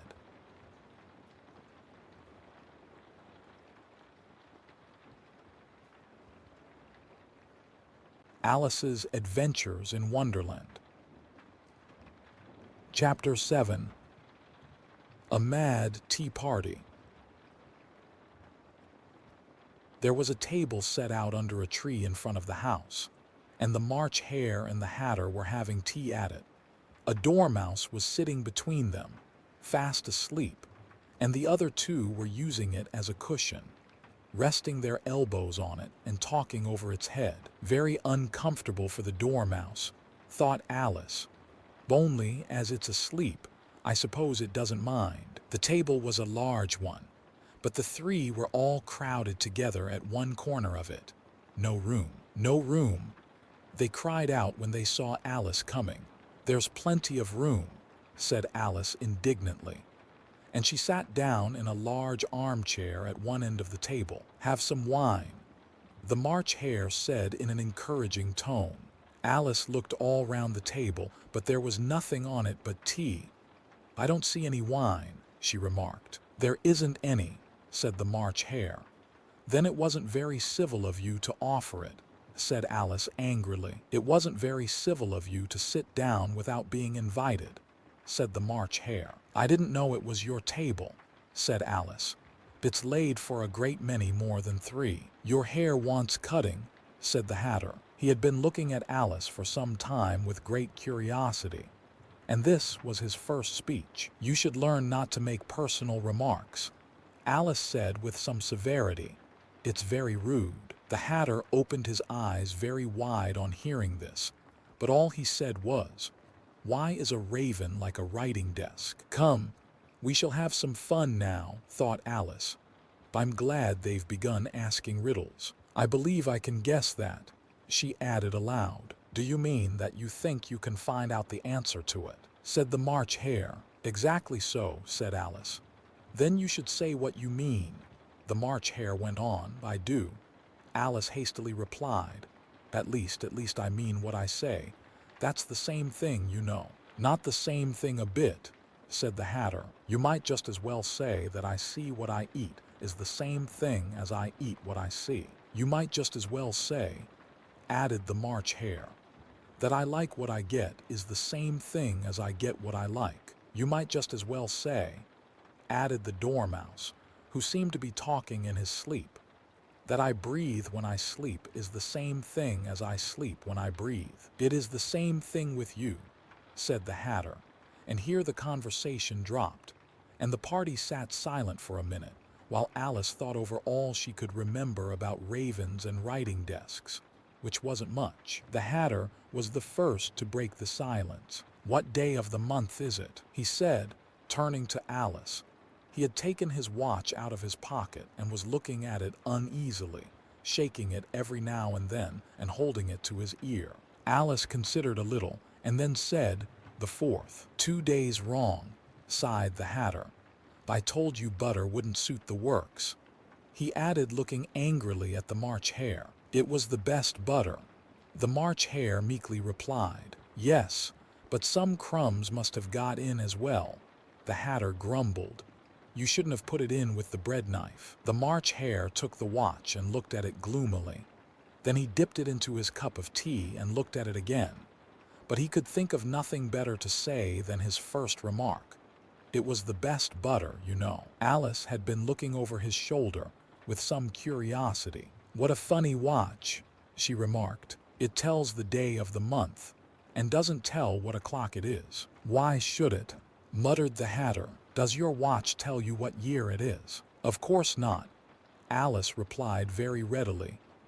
But that's because it stays the same year for such a long time together, which is just the case with mine, said the Hatter. Alice felt dreadfully puzzled. The Hatter's remark seemed to have no sort of meaning in it, and yet it was certainly English. I don't quite understand you, she said, as politely as she could. The Dormouse is asleep again, said the Hatter, and he poured a little hot tea upon its nose. The Dormouse shook its head impatiently and said, without opening its eyes, of course, just what I was going to remark myself. Have you guessed the riddle yet? The Hatter said, turning to Alice again. No, I give it up, Alice replied. What's the answer? I haven't the slightest idea, said the Hatter. Nor I, said the March Hare. Alice sighed wearily. I think you might do something better with the time, she said, than waste it in asking riddles that have no answers. If you knew time as well as I do, said the Hatter, you wouldn't talk about wasting it. It's him. I don't know what you mean, said Alice. Of course you don't, the Hatter said, tossing his head contemptuously. I dare say you never even spoke to time. Perhaps not, Alice cautiously replied. But I know I have to beat time when I learn music.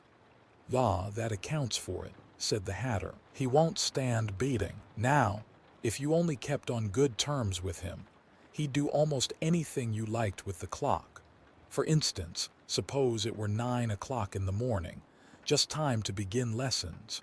You'd only have to whisper a hint to time, and round goes the clock in a twinkling. 1:30, time for dinner. I only wish it was, the March Hare said to itself in a whisper. That would be grand, certainly, said Alice thoughtfully. But then, I shouldn't be hungry for it, you know. Not at first, perhaps, said the Hatter. But you could keep it to 1:30 as long as you liked. Is that the way you manage? Alice asked. The Hatter shook his head mournfully. Not I, he replied. We quarreled last March, just before he went mad, you know, pointing with his teaspoon at the March Hare. It was at the great concert given by the Queen of Hearts, and I had to sing Twinkle, Twinkle, Little Bat. How I wonder what you're at. You know the song, perhaps. I've heard something like it, said Alice. It goes on, you know. The Hatter continued, in this way, up above the world you fly, like a tea tray in the sky. Twinkle, twinkle. Here the Dormouse shook itself and began singing in its sleep. Twinkle, twinkle, twinkle, twinkle, and went on so long that they had to pinch it to make it stop. Well, I'd hardly finished the first verse, said the Hatter, when the Queen jumped up and bawled out, He's murdering the time. Off with his head.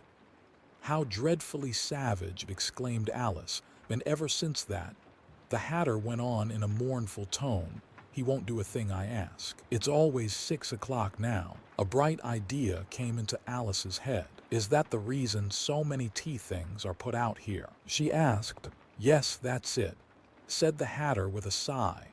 It's always tea time and we've no time to wash the things between whiles. Then you keep moving round, I suppose, said Alice. Exactly so, said the Hatter, as the things get used up. But what happens when you come to the beginning again? Alice ventured to ask. Suppose we change the subject, the March Hare interrupted, yawning. I'm getting tired of this. I vote the young lady tells us a story. I'm afraid I don't know one, said Alice, rather alarmed at the proposal. Then the Dormouse shall.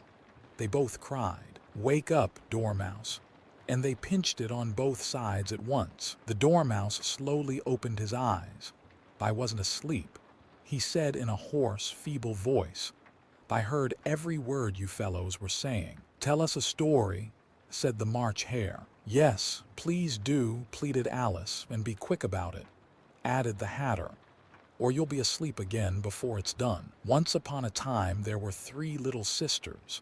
The Dormouse began in a great hurry, and their names were Elsie, Lacey, and Tilly, and they lived at the bottom of a well. "What did they live on?" said Alice, who always took a great interest in questions of eating and drinking. "They lived on treacle," said the Dormouse after thinking a minute or two. "They couldn't have done that, you know," Alice gently remarked. "They'd have been ill." "So they were," said the Dormouse. "Very ill." Alice tried to fancy to herself what such an extraordinary way of living would be like, but it puzzled her too much, so she went on.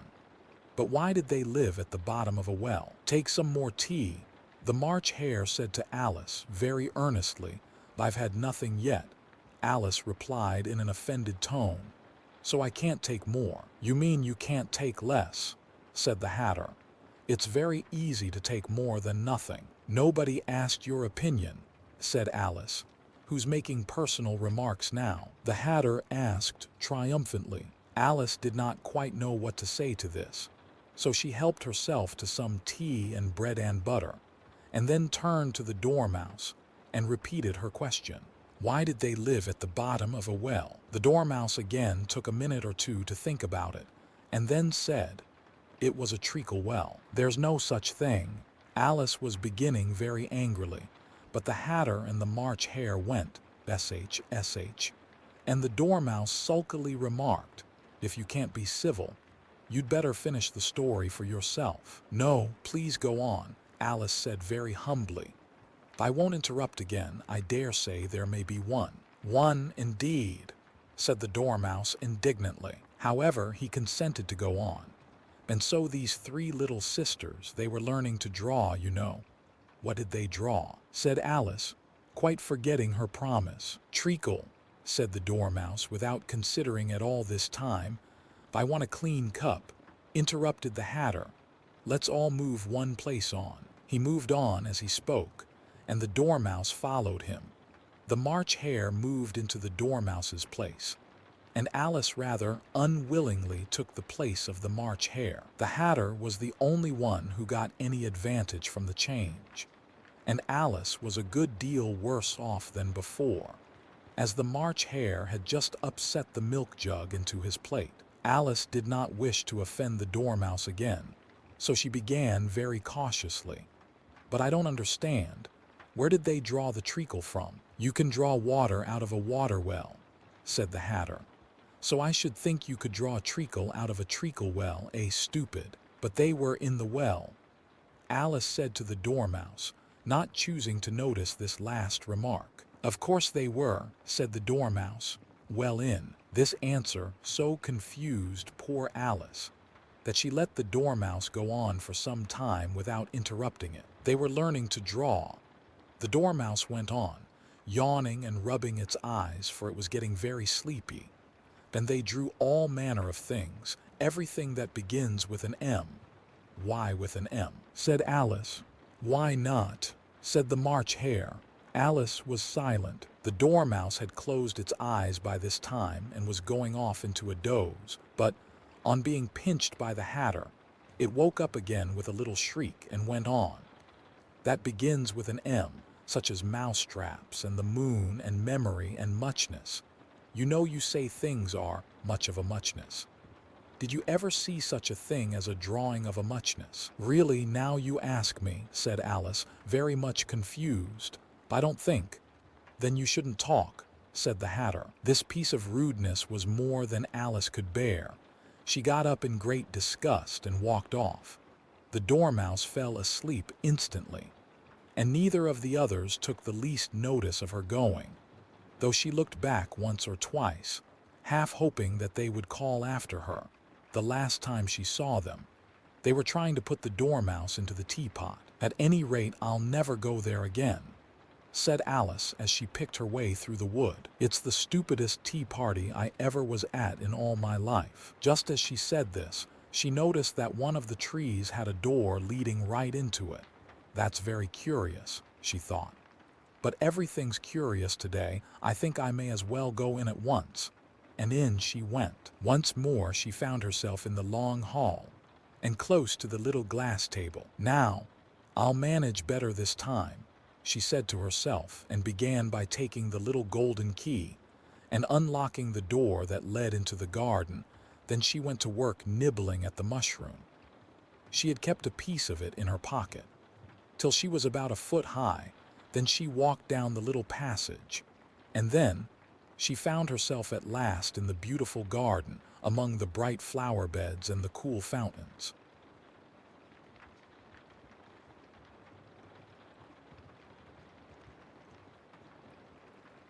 Alice's Adventures in Wonderland. Chapter 8. The Queen's Croquet Ground. A large rose tree stood near the entrance of the garden. The roses growing on it were white, but there were 3 gardeners at it, busily painting them red. Alice thought this a very curious thing, and she went nearer to watch them. And just as she came up to them, she heard one of them say, "Look out now, 5. Don't go splashing paint over me like that." "I couldn't help it," said 5 in a sulky tone. 7 jogged my elbow, on which 7 looked up and said, "That's right, 5. Always lay the blame on others." "You'd better not talk," said 5. "I heard the Queen say only yesterday you deserved to be beheaded." "What for?" said the one who had spoken first.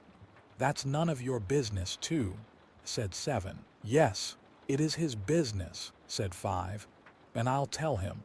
It was for bringing the cook tulip roots instead of onions." 7 flung down his brush and had just begun, well, of all the unjust things, when his eye chanced to fall upon Alice as she stood watching them, and he checked himself suddenly.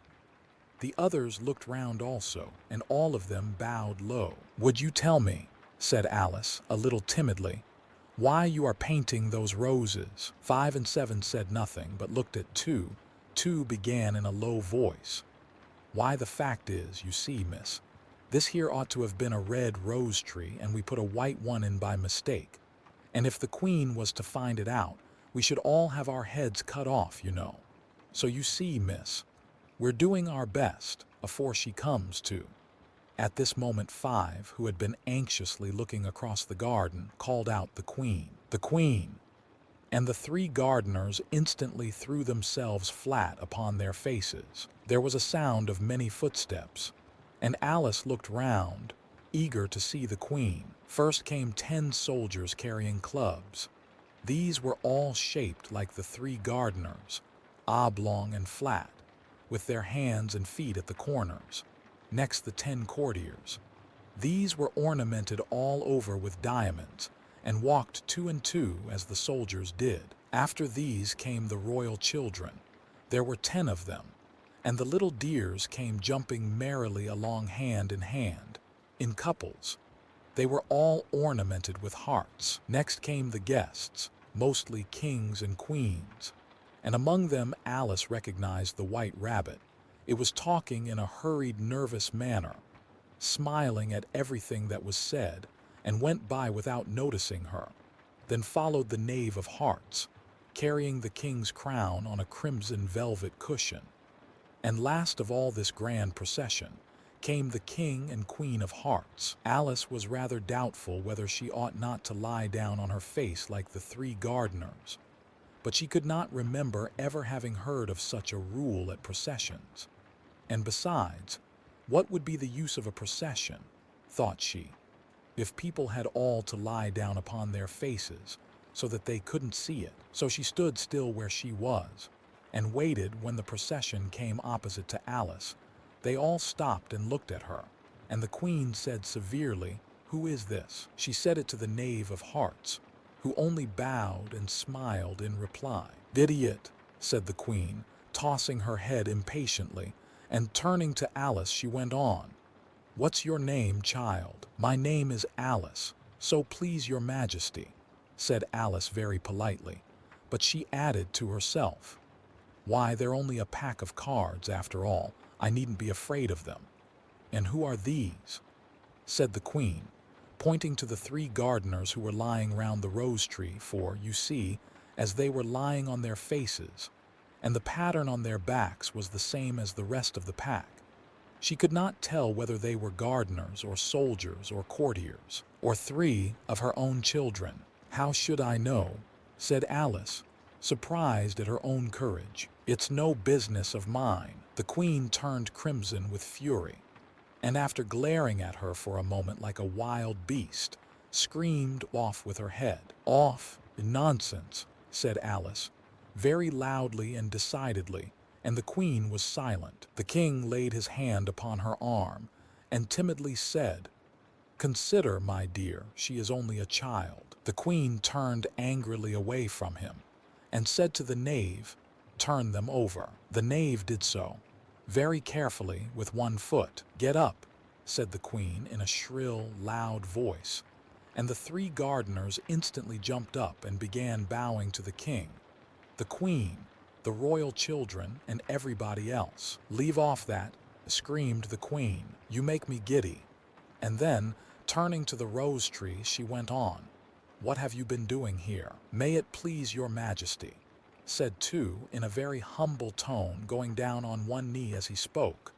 "We were trying, I see," said the queen, who had meanwhile been examining the roses. Off with their heads, and the procession moved on, 3 of the soldiers remaining behind to execute the unfortunate gardeners, who ran to Alice for protection. "You shan't be beheaded," said Alice, and she put them into a large flower pot that stood near. The 3 soldiers wandered about for a minute or 2, looking for them, and then quietly marched off after the others. "Are their heads off?" shouted the queen. "Their heads are gone, if it please your majesty," the soldiers shouted in reply. "That's right," shouted the queen. "Can you play croquet?" The soldiers were silent and looked at Alice, as the question was evidently meant for her. "Yes," shouted Alice. "Come on, then," roared the queen, and Alice joined the procession, wondering very much what would happen next. It's a very fine day," said a timid voice at her side. She was walking by the white rabbit, who was peeping anxiously into her face. "Very," said Alice. "Where's the Duchess?" "Hush, hush," said the rabbit in a low, hurried tone. He looked anxiously over his shoulder as he spoke, and then raised himself upon tiptoe, put his mouth close to her ear, and whispered, "She's under sentence of execution." "What for?" said Alice. "Did you say what a pity?" the rabbit asked. "No, I didn't," said Alice. "I don't think it's at all a pity. I said what for." "She boxed the queen's ears," the rabbit began. Alice gave a little scream of laughter. "Oh, hush," the rabbit whispered in a frightened tone. "The queen will hear you. You see, she came rather late." And the queen said, "Get to your places," shouted the queen in a voice of thunder, and people began running about in all directions, tumbling up against each other. However, they got settled down in a minute or 2, and the game began. Alice thought she had never seen such a curious croquet ground in her life. It was all ridges and furrows. The balls were live hedgehogs, the mallets live flamingos, and the soldiers had to double themselves up and to stand on their hands and feet to make the arches. The chief difficulty Alice found at first was in managing her flamingo. She succeeded in getting its body tucked away, comfortably enough, under her arm, with its legs hanging down. But generally, just as she had got its neck nicely straightened out and was going to give the hedgehog a blow with its head, it would twist itself round and look up in her face with such a puzzled expression that she could not help bursting out laughing.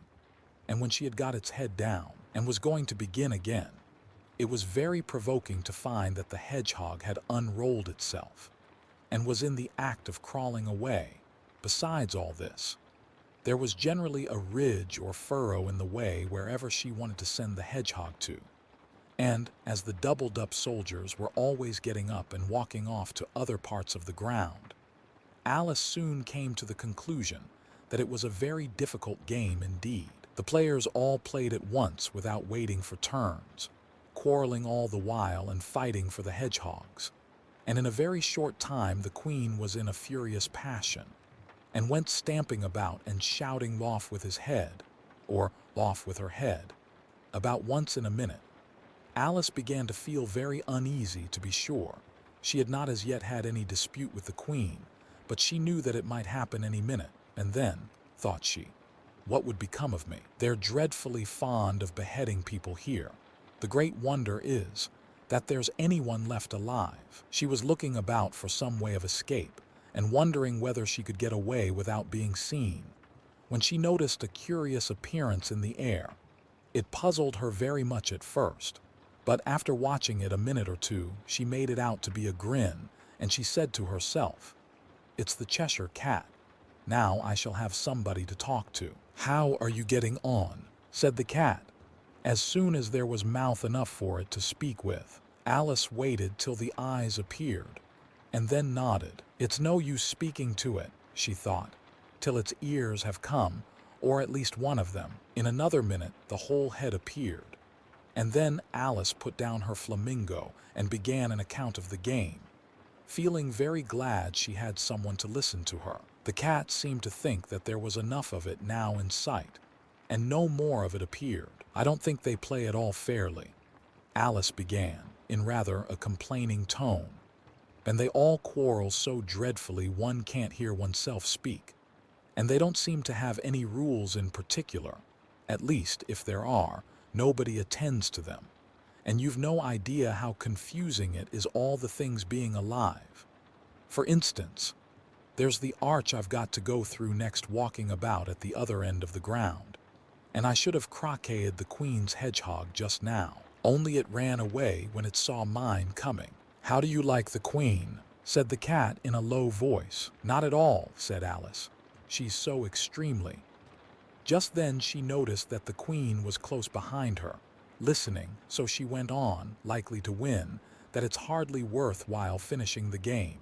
The queen smiled and passed on. "Who are you talking to?" said the king, going up to Alice, and looking at the cat's head with great curiosity. "It's a friend of mine, a Cheshire cat," said Alice. "Allow me to introduce it." "I don't like the look of it at all," said the king. "However, it may kiss my hand if it likes."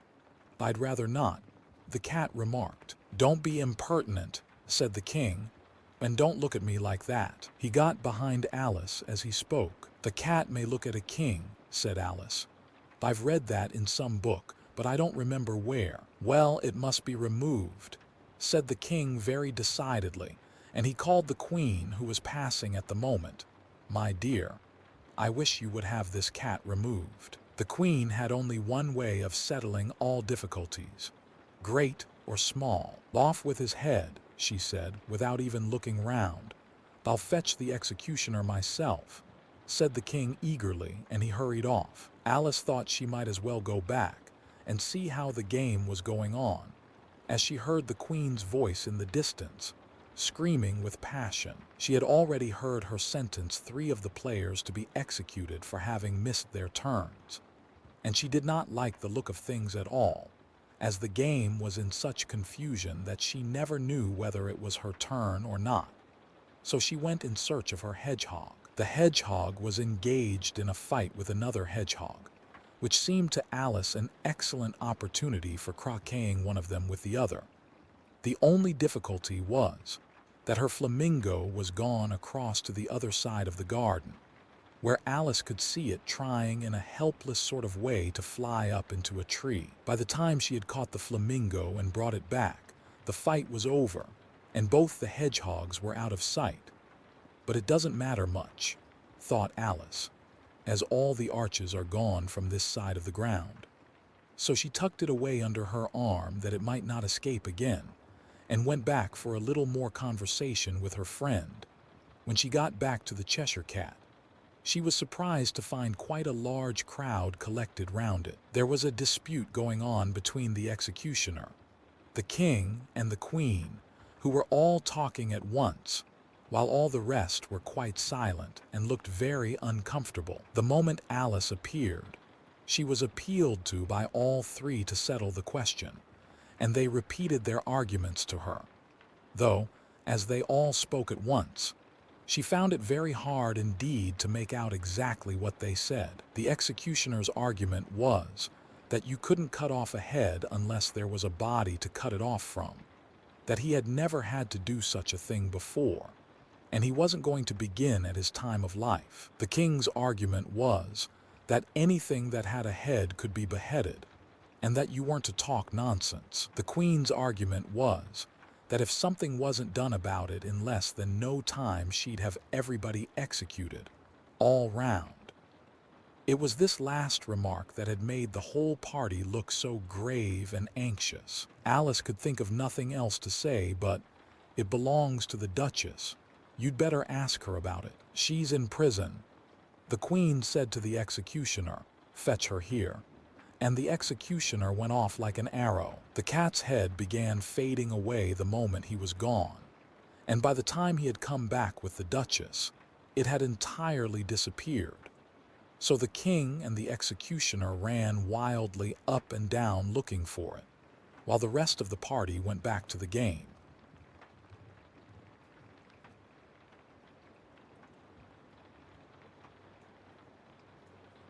Alice's Adventures in Wonderland. Chapter 9. The Mock Turtle's Story. "You can't think how glad I am to see you again, you dear old thing," said the Duchess, as she tucked her arm affectionately into Alice's, and they walked off together. Alice was very glad to find her in such a pleasant temper, and thought to herself that perhaps it was only the pepper that had made her so savage when they met in the kitchen. "When I'm a duchess," she said to herself, not in a very hopeful tone though, "I won't have any pepper in my kitchen at all. Soup does very well without. Maybe it's always pepper that makes people hot-tempered." She went on, very much pleased at having found out a new kind of rule, and vinegar that makes them sour, and chamomile that makes them bitter, and barley sugar and such things that make children sweet-tempered. I only wish people knew that. Then they wouldn't be so stingy about it, you know. She had quite forgotten the Duchess by this time, and was a little startled when she heard her voice close to her ear. "You're thinking about something, my dear, and that makes you forget to talk.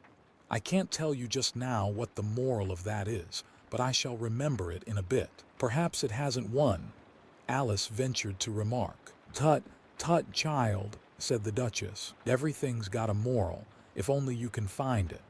And she squeezed herself up closer to Alice's side as she spoke. Alice did not much like keeping so close to her, first, because the Duchess was very ugly, and secondly, because she was exactly the right height to rest her chin upon Alice's shoulder, and it was an uncomfortably sharp chin. However, she did not like to be rude, so she bore it as well as she could. "The game's going on rather better now," she said, by way of keeping up the conversation a little. "'Tis so," said the Duchess. "And the moral of that is, oh, 'tis love that makes the world go round." "Somebody said," Alice whispered, "that it's done by everybody minding their own business." "Ah, well, it means much the same thing," said the Duchess, digging her sharp little chin into Alice's shoulder as she added, "and the moral of that is, take care of the sense, and the sounds will take care of themselves." How fond she is of finding morals in things, Alice thought to herself. "I dare say you're wondering why I don't put my arm round your waist," the Duchess said after a pause. "The reason is that I'm doubtful about the temper of your flamingo. Shall I try the experiment? He might bite," Alice cautiously replied, not feeling at all anxious to have the experiment tried. "Very true," said the Duchess. "Flamingos and mustard both bite, and the moral of that is, birds of a feather flock together." "Only mustard isn't a bird," Alice remarked. "Right, as usual," said the Duchess. "What a clear way you have of putting things." "It's a mineral, I think," said Alice. "Of course it is," said the Duchess, who seemed ready to agree to everything that Alice said. "There's a large mustard mine near here, and the moral of that is, the more there is of mine, the less there is of yours." "Though, I know," exclaimed Alice, who had not attended to this last remark. "It's a vegetable. It doesn't look like one, but it is." "I quite agree with you," said the Duchess. "And the moral of that is, be what you would seem to be, or if you'd like it put more simply, never imagine yourself not to be otherwise than what it might appear to others that what you were or might have been was not otherwise than what you had been would have appeared to them to be otherwise." "I think I should understand that better," Alice said very politely, "if I had it written down, but I can't quite follow it as you say it." "That's nothing to what I could say if I chose," the Duchess replied in a pleased tone. "Pray don't trouble yourself to say it any longer than that," said Alice. "Oh, don't talk about trouble," said the Duchess. "I make you a present of everything I've said as yet." A cheap sort of present, thought Alice. I'm glad they don't give birthday presents like that. But she did not venture to say it out loud. Thinking again, the Duchess asked, with another dig of her sharp little chin. "I've a right to think," said Alice sharply, for she was beginning to feel a little worried. "Just about as much right," said the Duchess, "as pigs have to fly in the M." But here, to Alice's great surprise, the Duchess's voice died away, even in the middle of her favorite word moral, and the arm that was linked into hers began to tremble. Alice looked up, and there stood the Queen in front of them with her arms folded, frowning like a thunderstorm. "A fine day, Your Majesty," the Duchess began in a low, weak voice. "Now, I give you fair warning," shouted the Queen, stamping on the ground as she spoke. "Either you or your head must be off, and that in about half no time. Take your choice." The Duchess took her choice and was gone in a moment. "Let's go on with the game," the Queen said to Alice, and Alice was too much frightened to say a word, but slowly followed her back to the croquet ground. The other guests had taken advantage of the Queen's absence and were resting in the shade. However, the moment they saw her, they hurried back to the game, the Queen merely remarking that a moment's delay would cost them their lives. All the time they were playing, the Queen never left off quarreling with the other players and shouting "off with his head" or "off with her head." Those whom she sentenced were taken into custody by the soldiers, who of course had to leave off being arches to do this, so that by the end of half an hour or so there were no arches left, and all the players except the King, the Queen, and Alice were in custody and under sentence of execution. Then the Queen left off, quite out of breath, and said to Alice, "Have you seen the mock turtle yet?" "No," said Alice. "I don't even know what a mock turtle is." "It's the thing mock turtle soup is made from," said the Queen. "I never saw one or heard of one," said Alice. "Come on then," said the Queen, "and he shall tell you his history." As they walked off together, Alice heard the King say in a low voice to the company generally, "You are all pardoned. Come, that's a good thing," she said to herself, for she had felt quite unhappy at the number of executions the Queen had ordered. They very soon came upon a griffon, lying fast asleep in the sun. If you don't know what a griffon is, look at the picture. "Up, lazy thing," said the Queen. "And take this young lady to see the mock turtle, and to hear his history, I must go back and see after some executions I have ordered." And she walked off, leaving Alice alone with the griffon. Alice did not quite like the look of the creature, but on the whole she thought it would be quite as safe to stay with it as to go after that savage Queen. So she waited. The griffon sat up and rubbed its eyes. Then it watched the Queen till she was out of sight. Then it chuckled. "What fun," said the griffon, half to itself, half to Alice. "What is the fun?" said Alice. "Why, she," said the griffon. "It's all her fancy, that they never executes nobody, you know." "Come on, everybody says come on here," thought Alice as she went slowly after it. "I never was so ordered about in all my life, never." They had not gone far before they saw the mock turtle in the distance, sitting sad and lonely on a little ledge of rock, and as they came nearer, Alice could hear him sighing as if his heart would break. She pitied him deeply, What is his sorrow? She asked the Griffon, and the Griffon answered, very nearly in the same words as before. It's all his fancy that he hasn't got no sorrow, you know. Come on. So they went up to the Mock Turtle, who looked at them with large eyes full of tears, but said nothing. This here young lady, said the Griffon, she wants for to know your history, she do. I'll tell it her, said the Mock Turtle in a deep, hollow tone. Sit down, both of you, and don't speak a word till I've finished. So they sat down, and nobody spoke for some minutes. Alice thought to herself, I don't see how he can ever finish if he doesn't begin, but she waited patiently. Once, said the Mock Turtle at last, with a deep sigh, I was a real turtle. These words were followed by a very long silence, broken only by an occasional exclamation of HJCKR from the Griffon, and the constant heavy sobbing of the Mock Turtle. Alice was very nearly getting up and saying, Thank you, sir, for your interesting story.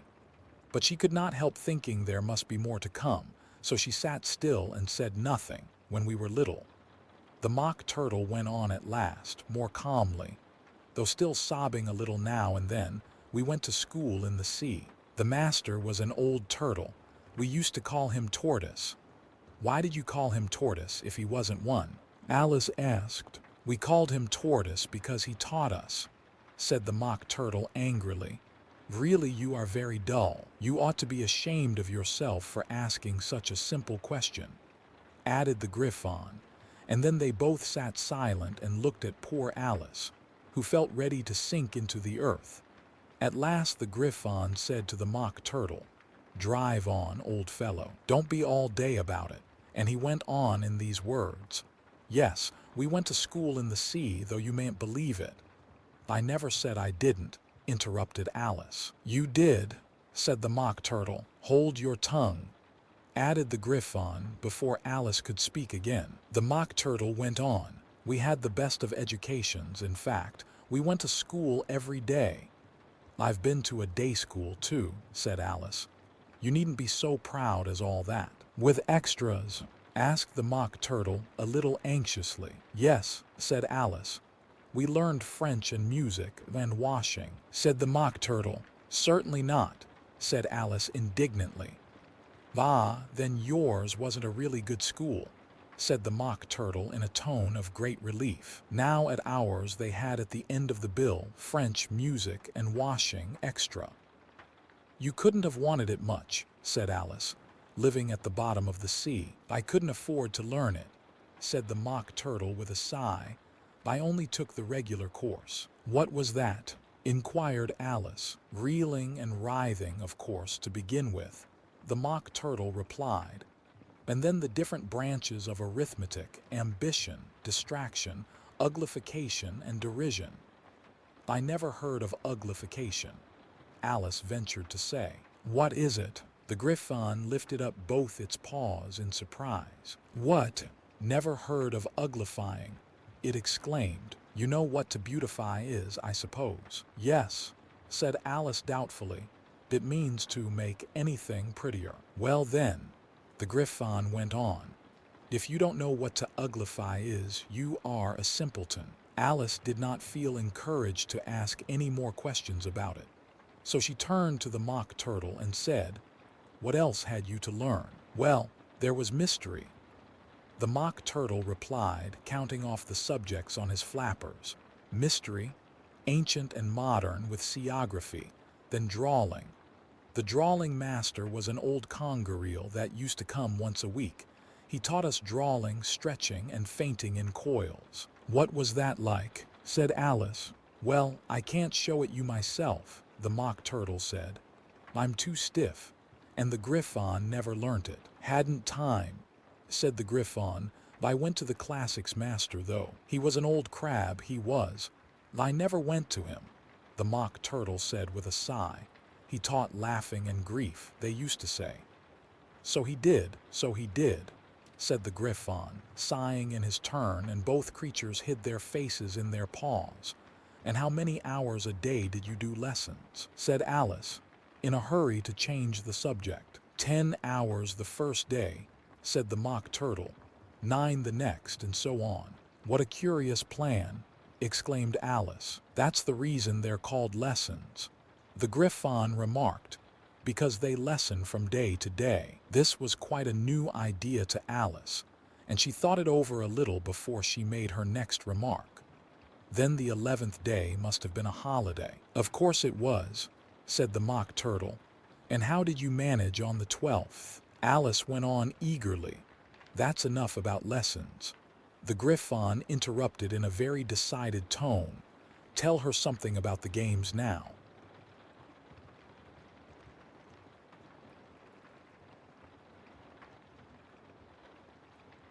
Alice's Adventures in Wonderland. Chapter 10. The Lobster Quadrille.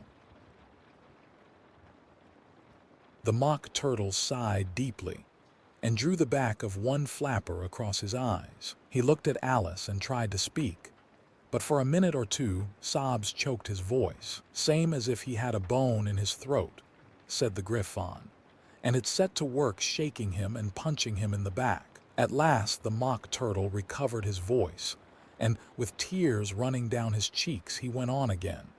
You may not have lived much under the sea. I haven't, said Alice. And perhaps you were never even introduced to a lobster. Alice began to say, I once tasted, but checked herself hastily and said no, never. So you can have no idea what a delightful thing a lobster quadrille is. No, indeed, said Alice. What sort of a dance is it? Why, said the Griffon, you first form into a line along the seashore. 2 lines, cried the Mock Turtle. Seals, turtles, salmon, and so on. Then, when you've cleared all the jellyfish out of the way. That generally takes some time, interrupted the Griffon. You advance twice, each with a lobster as a partner, cried the Griffon. Of course, the Mock Turtle said, advance twice, set to partners, change lobsters, and retire in same order. Continued the Griffon, then, you know. The Mock Turtle went on. You throw the lobsters, shouted the Griffon with a bound into the air, as far out to sea as you can. Swim after them, screamed the Griffon. Turn a somersault in the sea, cried the Mock Turtle, capering wildly about. Change lobsters again, yelled the Griffon at the top of its voice. Back to land again, and that's all the first figure, said the Mock Turtle, suddenly dropping his voice, and the 2 creatures, who had been jumping about like mad things all this time, sat down again very sadly and quietly and looked at Alice. It must be a very pretty dance, said Alice timidly. Would you like to see a little of it? Said the Mock Turtle. Very much indeed, said Alice. Come, let's try the first figure, said the Mock Turtle to the Griffon. We can do without lobsters, you know, which shall sing. Oh, you sing, said the Griffon. I've forgotten the words. So they began solemnly dancing round and round Alice, every now and then treading on her toes when they passed too close, and waving their forepaws to mark the time, while the Mock Turtle sang this, very slowly and sadly.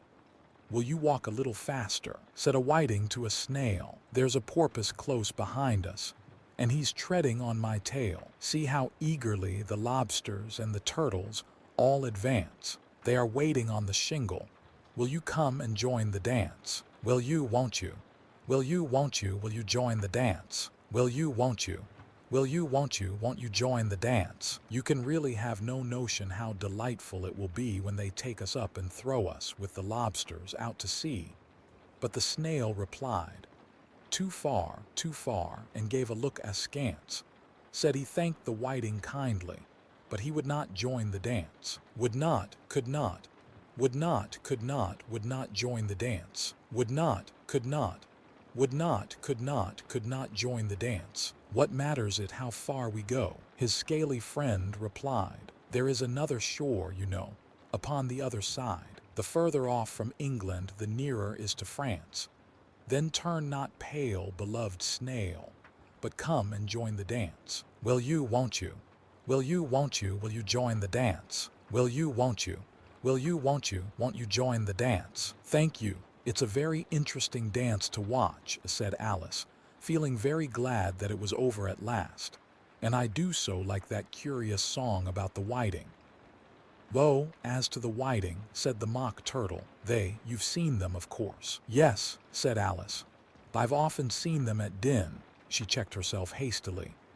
I don't know where Din may be, said the Mock Turtle, but if you've seen them so often, of course you know what they're like. I believe so, Alice replied thoughtfully. They have their tails in their mouths, and they're all over crumbs. You're wrong about the crumbs, said the Mock Turtle. Crumbs would all wash off in the sea, but they have their tails in their mouths. And the reason is, here the Mock Turtle yawned and shut his eyes. Tell her about the reason and all that, he said to the Griffon. The reason is, said the Griffon, that they would go with the lobsters to the dance. So they got thrown out to sea, so they had to fall a long way. So they got their tails fast in their mouths. So they couldn't get them out again, that's all. Thank you, said Alice. It's very interesting. I never knew so much about a whiting before. I can tell you more than that if you like, said the Griffon. Do you know why it's called a whiting? I never thought about it, said Alice. Why, it does the boots and shoes. The Griffon replied very solemnly. Alice was thoroughly puzzled. Does the boots and shoes? She repeated in a wondering tone. Why, what are your shoes done with? Said the Griffon. I mean, what makes them so shiny?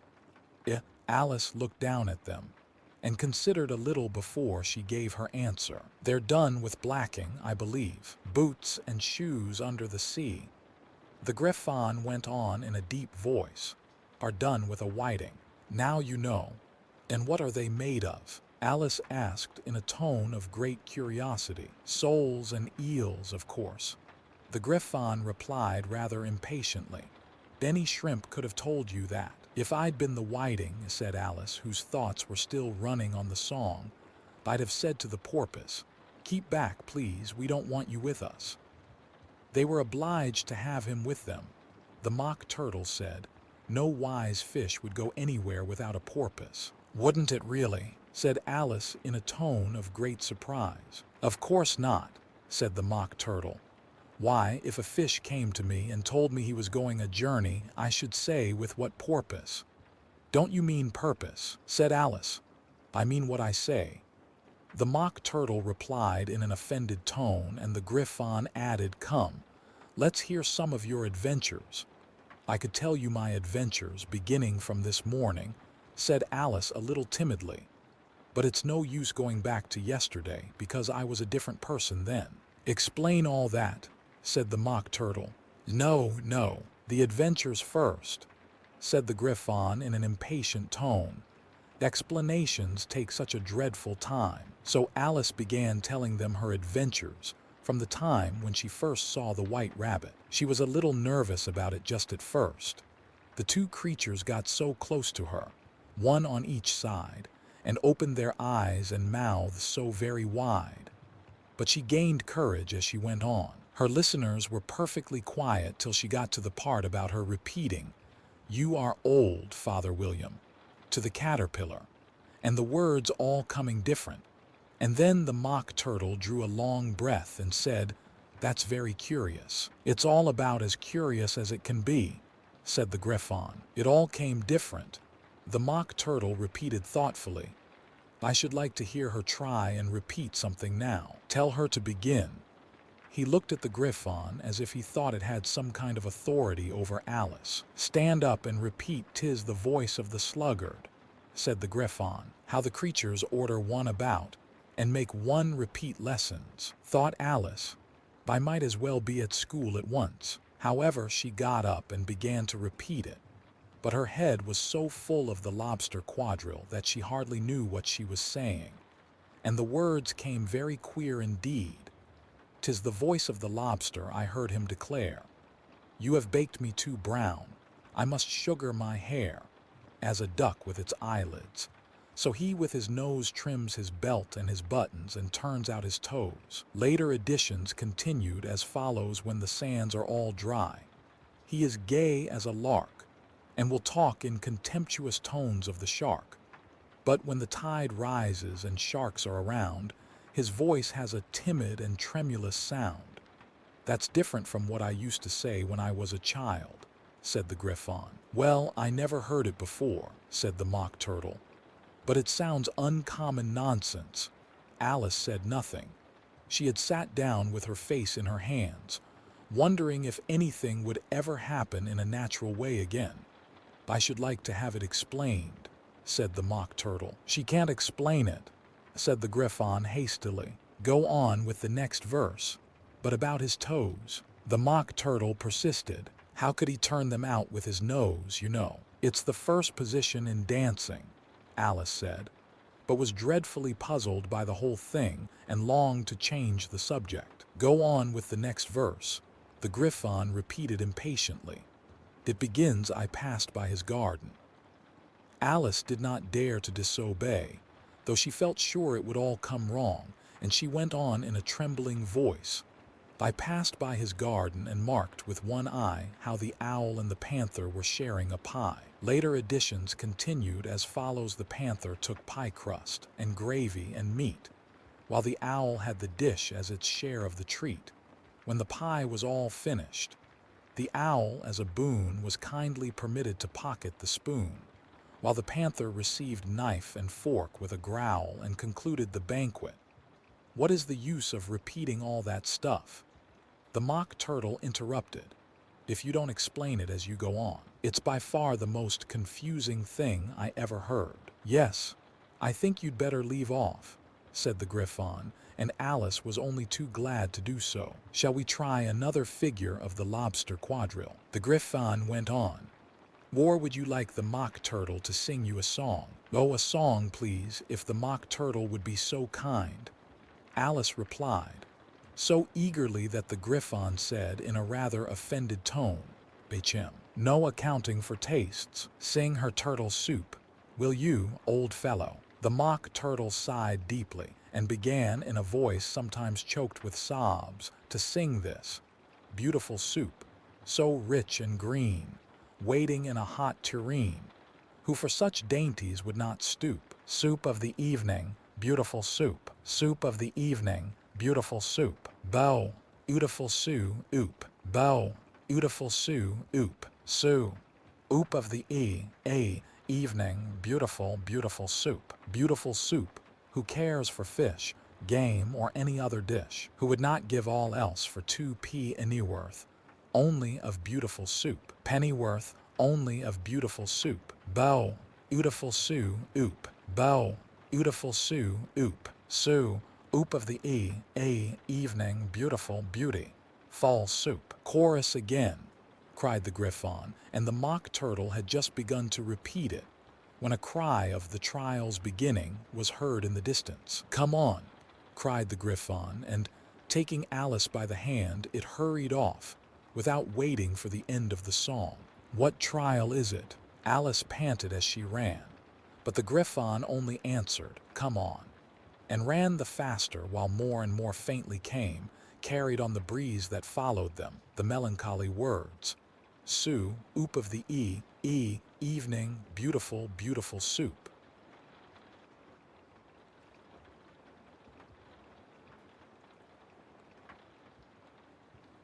Alice's Adventures in Wonderland. Chapter 11. Who Stole the Tarts?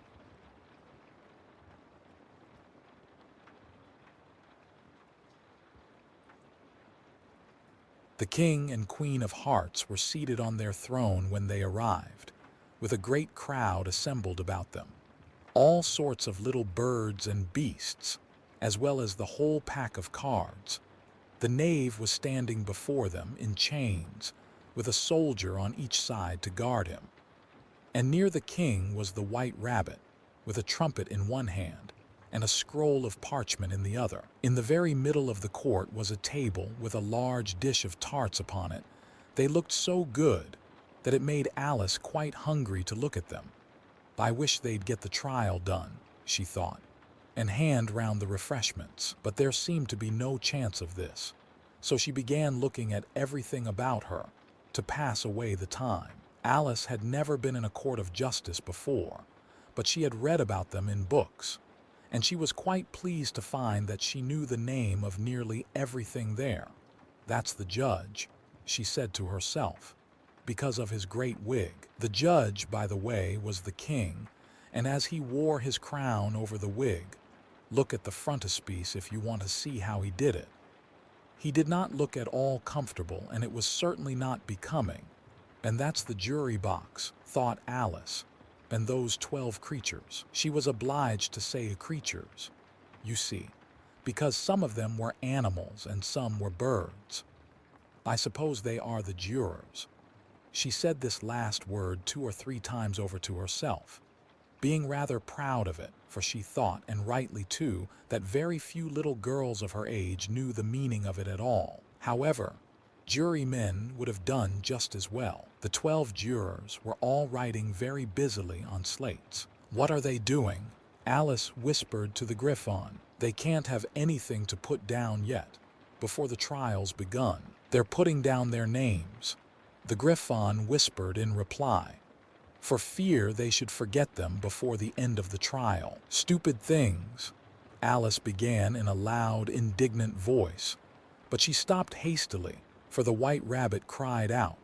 Silence in the court, and the king put on his spectacles and looked anxiously round to make out who was talking. Alice could see, as well as if she were looking over their shoulders, that all the jurors were writing down "stupid things" on their slates, and she could even make out that one of them didn't know how to spell stupid, and that he had to ask his neighbor to tell him. "A nice muddle their slates'll be in before the trial's over," thought Alice. One of the jurors had a pencil that squeaked. This, of course, Alice could not stand, and she went round the court and got behind him, and very soon found an opportunity of taking it away. She did it so quickly that the poor little juror, it was Bill the lizard, could not make out at all what had become of it. So, after hunting all about for it, he was obliged to write with one finger for the rest of the day. And this was of very little use, as it left no mark on the slate. "Harold, read the accusation," said the king. On this, the White Rabbit blew 3 blasts on the trumpet, and then unrolled the parchment scroll and read as follows. "The Queen of Hearts, she made some tarts, all on a summer day, the Knave of Hearts. He stole those tarts and took them quite away. Consider your verdict," the king said to the jury. "Not yet, not yet," the rabbit hastily interrupted. "There's a great deal to come before that." "Call the first witness," said the king, and the White Rabbit blew 3 blasts on the trumpet and called out, "First witness." The first witness was the Hatter. He came in with a teacup in one hand and a piece of bread and butter in the other.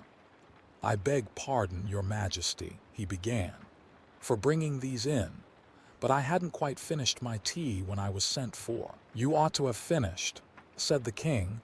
"When did you begin?" The Hatter looked at the March Hare, who had followed him into the court, arm in arm with the Dormouse. 14th of March, I think it was," he said. 15th, said the March Hare. 16th, added the Dormouse. "Write that down," the king said to the jury, and the jury eagerly wrote down all 3 dates on their slates, and then added them up, and reduced the answer to shillings and pence. "Take off your hat," the king said to the Hatter. "It isn't mine," said the Hatter. "Stolen," the king exclaimed, turning to the jury, who instantly made a memorandum of the fact. "I keep them to sell," the Hatter added as an explanation. "I've none of my own, I'm a Hatter." Here the queen put on her spectacles and began staring at the Hatter, who turned pale and fidgeted. "Give your evidence," said the king, "and don't be nervous, or I'll have you executed on the spot." This did not seem to encourage the witness at all. He kept shifting from one foot to the other, looking uneasily at the queen, and in his confusion he bit a large piece out of his teacup instead of the bread and butter. Just at this moment, Alice felt a very curious sensation, which puzzled her a good deal until she made out what it was. She was beginning to grow larger again, and she thought at first she would get up and leave the court. but on second thoughts, she decided to remain where she was as long as there was room for her. "I wish you wouldn't squeeze so," said the dormouse who was sitting next to her. "I can hardly breathe." "I can't help it," said Alice very meekly. "I'm growing." "You've no right to grow here," said the dormouse. "Don't talk nonsense," said Alice more boldly. "You know you're growing too." "Yes, but I grow at a reasonable pace," said the dormouse. "Not in that ridiculous fashion."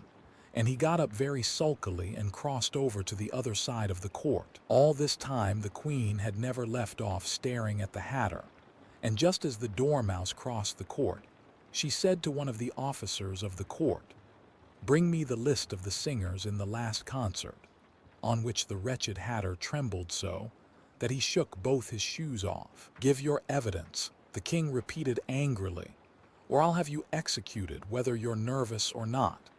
"I'm a poor man, your majesty," the hatter began in a trembling voice, "and I hadn't begun my tea not above a week or so, and what with the bread and butter getting so thin and the twinkling of the tea—" "The twinkling of the what?" said the king. "It began with the tea," the hatter replied. "Of course twinkling begins with a T," said the king sharply. "Do you take me for a dunce? Go on." "I'm a poor man," the hatter went on. "And most things twinkled after that, only the March Hare said—" "I didn't," the March Hare interrupted in a great hurry. "You did," said the hatter. "I deny it," said the March Hare. "He denies it," said the king. "Leave out that part." "Well, at any rate," the dormouse said. The hatter went on, looking anxiously round to see if he would deny it too. But the dormouse denied nothing, being fast asleep. "After that," continued the hatter, "I cut some more bread and butter." "But what did the dormouse say?" one of the jury asked. "That I can't remember," said the hatter. "You must remember," remarked the king, "or I'll have you executed." The miserable hatter dropped his teacup and bread and butter and went down on one knee. "I'm a poor man, your majesty," he began. "You're a very poor speaker," said the king. Here one of the guinea pigs cheered, and was immediately suppressed by the officers of the court. As that is rather a hard word, I will just explain to you how it was done. They had a large canvas bag which tied up at the mouth with strings. Into this they slipped the guinea pig, head first, and then sat upon it. "I'm glad I've seen that done," thought Alice. "I've so often read in the newspapers at the end of trials." There was some attempts at applause, which was immediately suppressed by the officers of the court, and I never understood what it meant till now. "If that's all you know about it, you may stand down," continued the king. "I can't go no lower," said the hatter. "I'm on the floor as it is." "Then you may sit down," the king replied. Here the other guinea pig cheered, and was suppressed. "Come, that finished the guinea pigs," thought Alice. "Now we shall get on better." "I'd rather finish my tea," said the hatter with an anxious look at the queen, who was reading the list of singers. "You may go," said the king, and the hatter hurriedly left the court without even waiting to put his shoes on, and just take his head off outside. The queen added to one of the officers, but the hatter was out of sight before the officer could get to the door. "Call the next witness," said the king. The next witness was the duchess's cook. She carried the pepper box in her hand, and Alice guessed who it was even before she got into the court, by the way the people near the door began sneezing all at once. "Give your evidence," said the king. "Shan't," said the cook. The king looked anxiously at the white rabbit, who said in a low voice, "Your majesty must cross-examine this witness." "Well, if I must, I must," the king said with a melancholy air, and after folding his arms and frowning at the cook till his eyes were nearly out of sight, he said in a deep voice, "What are tarts made of?" "Pepper, mostly," said the cook. "Treacle," said a sleepy voice behind her. "Collar that dormouse," the queen shrieked out. "Behead that dormouse. Turn that dormouse out of court. Suppress him. Pinch him. Off with his whiskers." For some minutes the whole court was in confusion. getting the dormouse turned out, and by the time they had settled down again, the cook had disappeared. "Never mind," said the king with an air of great relief. "Call the next witness." And he added in an undertone to the queen, "Really, my dear, you must cross-examine the next witness. It quite makes my forehead ache." Alice watched the White Rabbit as he fumbled over the list, feeling very curious to see what the next witness would be like. "For they haven't got much evidence yet," she said to herself. Imagine her surprise when the White Rabbit read out at the top of his shrill little voice the name Alice.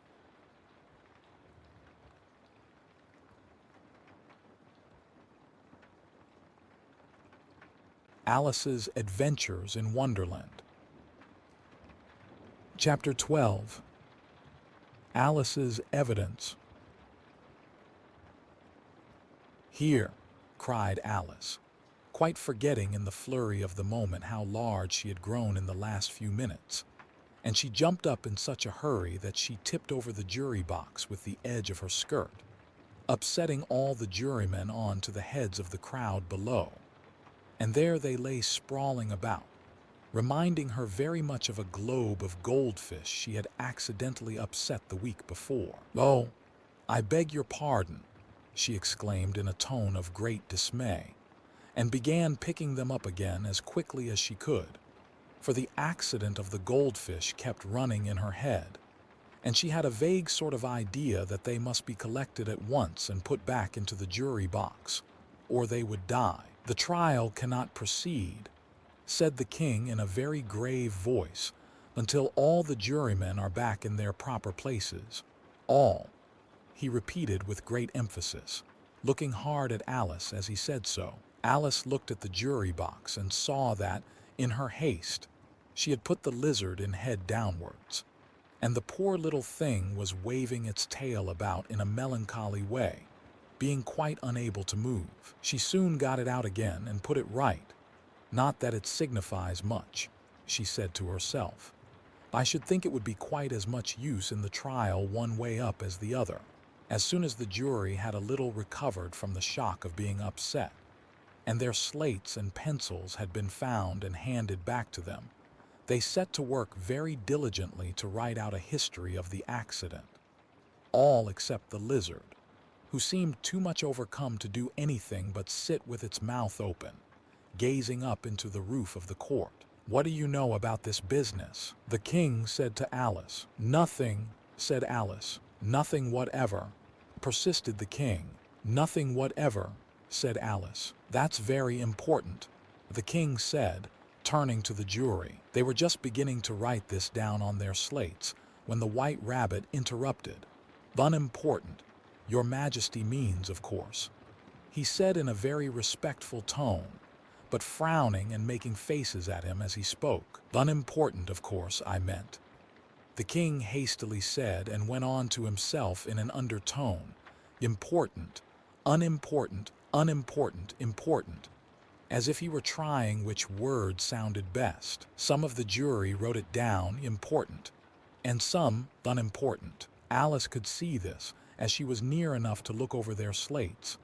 But it doesn't matter a bit, she thought to herself. At this moment, the king, who had been for some time busily writing in his notebook, cackled out silence, and read out from his book, Rule 42, all persons more than a mile high to leave the court. Everybody looked at Alice. "I'm not a mile high," said Alice. "You are," said the king. "Nearly 2 miles high," added the queen. "Well, I shan't go at any rate," said Alice. "Besides, that's not a regular rule, you invented it just now." "It's the oldest rule in the book," said the king. "Then it ought to be number 1, said Alice. The king turned pale and shut his notebook hastily. "Consider your verdict," he said to the jury in a low, trembling voice. "There's more evidence to come yet, please your Majesty," said the White Rabbit, jumping up in a great hurry. "This paper has just been picked up." "What's in it?" said the queen. "I haven't opened it yet," said the White Rabbit. "But it seems to be a letter, written by the prisoner to somebody." "It must have been that," said the king. unless it was written to nobody, which isn't usual, you know. Who is it directed to? Said one of the jurymen. It isn't directed at all, said the White Rabbit. In fact, there's nothing written on the outside. He unfolded the paper as he spoke, and added, it isn't a letter after all. It's a set of verses. Are they in the prisoner's handwriting? Asked another of the jurymen. No, they're not, said the White Rabbit, and that's the queerest thing about it. The jury all looked puzzled. He must have imitated somebody else's hand, said the king. The jury all brightened up again. Please, your majesty, said the knave. I didn't write it, and they can't prove I did. There's no name signed at the end. If you didn't sign it, said the king, that only makes the matter worse. You must have meant some mischief, or else you'd have signed your name like an honest man. There was a general clapping of hands at this. It was the first really clever thing the king had said that day. That proves his guilt, said the queen. It proves nothing of the sort, said Alice. Why, you don't even know what they are about. Read them, said the king. The White Rabbit put on his spectacles.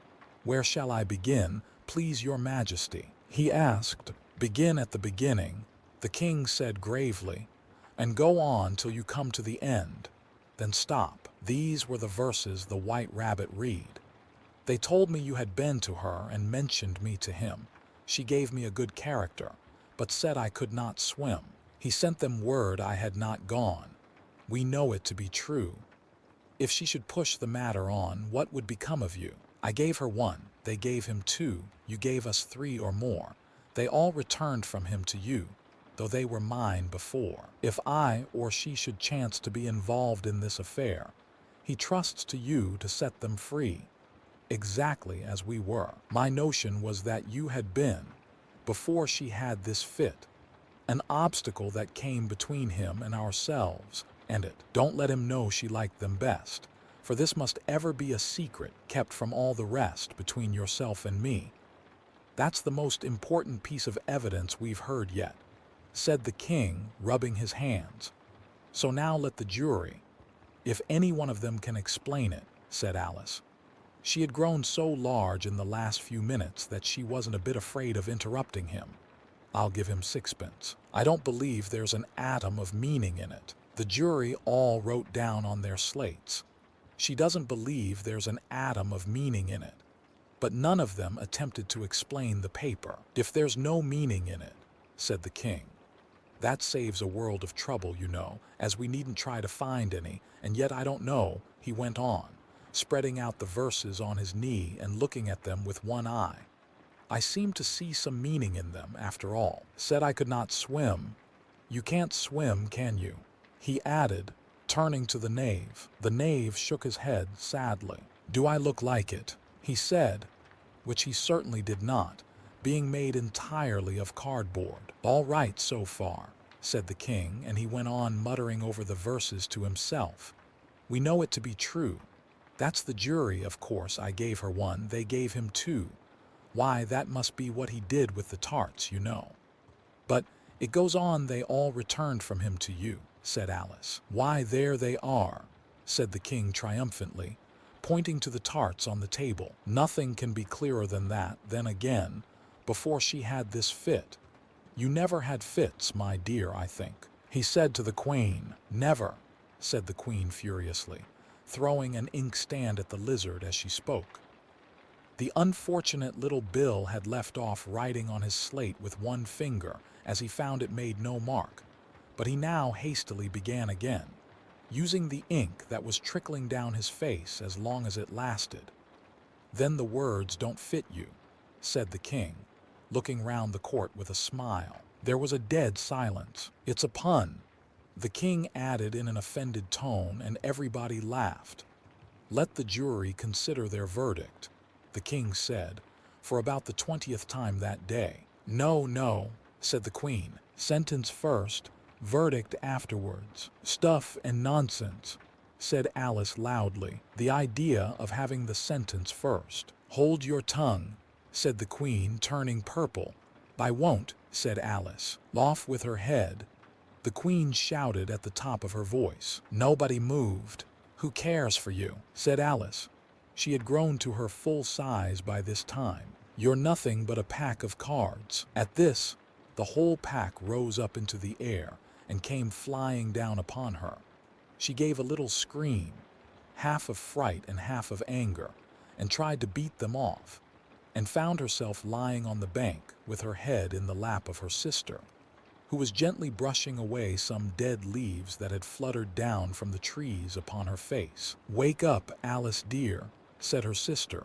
"Why, what a long sleep you've had." "Oh, I've had such a curious dream," said Alice, and she told her sister, as well as she could remember them, all these strange adventures of hers that you have just been reading about. And when she had finished, her sister kissed her and said, "It was a curious dream, dear, certainly, but now run in to your tea, it's getting late." So Alice got up and ran off, thinking while she ran, as well she might, what a wonderful dream it had been. But her sister sat still just as she left her, leaning her head on her hand, watching the setting sun, and thinking of little Alice and all her wonderful adventures, till she too began dreaming after a fashion. And this was her dream first. She dreamed of little Alice herself. And once again the tiny hands were clasped upon her knee, and the bright, eager eyes were looking up into hers. She could hear the very tones of her voice, and see that queer little toss of her head to keep back the wandering hair that would always get into her eyes. And still, as she listened, or seemed to listen, the whole place around her became alive with the strange creatures of her little sister's dream. The long grass rustled at her feet as the white rabbit hurried by. The frightened mouse splashed his way through the neighboring pool. She could hear the rattle of the teacups as the March Hare and his friends shared their never-ending meal, and the shrill voice of the Queen ordering off her unfortunate guests to execution. Once more the pig baby was sneezing on the Duchess's knee, while plates and dishes crashed around it. Once more the shriek of the Griffon, the squeaking of the lizard's slate pencil, and the choking of the suppressed guinea pigs filled the air, mixed up with the distant sobs of the miserable mock turtle. So she sat on with closed eyes, and half believed herself in Wonderland, though she knew she had but to open them again and all would change to dull reality. The grass would be only rustling in the wind, and the pool rippling to the waving of the reeds. The rattling teacups would change to tinkling sheep bells, and the Queen's shrill cries to the voice of the shepherd boy, and the sneeze of the baby, the shriek of the Griffon, and all the other queer noises would change, she knew, to the confused clamor of the busy farmyard, while the lowing of the cattle in the distance would take the place of the mock turtle's heavy sobs. Lastly, she pictured to herself how this same little sister of hers would, in the aftertime, be herself a grown woman, and how she would keep, through all her riper years, the simple and loving heart of her childhood, and how she would gather about her other little children, and make their eyes bright and eager with many a strange tale, perhaps even with the dream of Wonderland of long ago, and how she would feel with all their simple sorrows, and find a pleasure in all their simple joys, remembering her own child life and the happy summer days.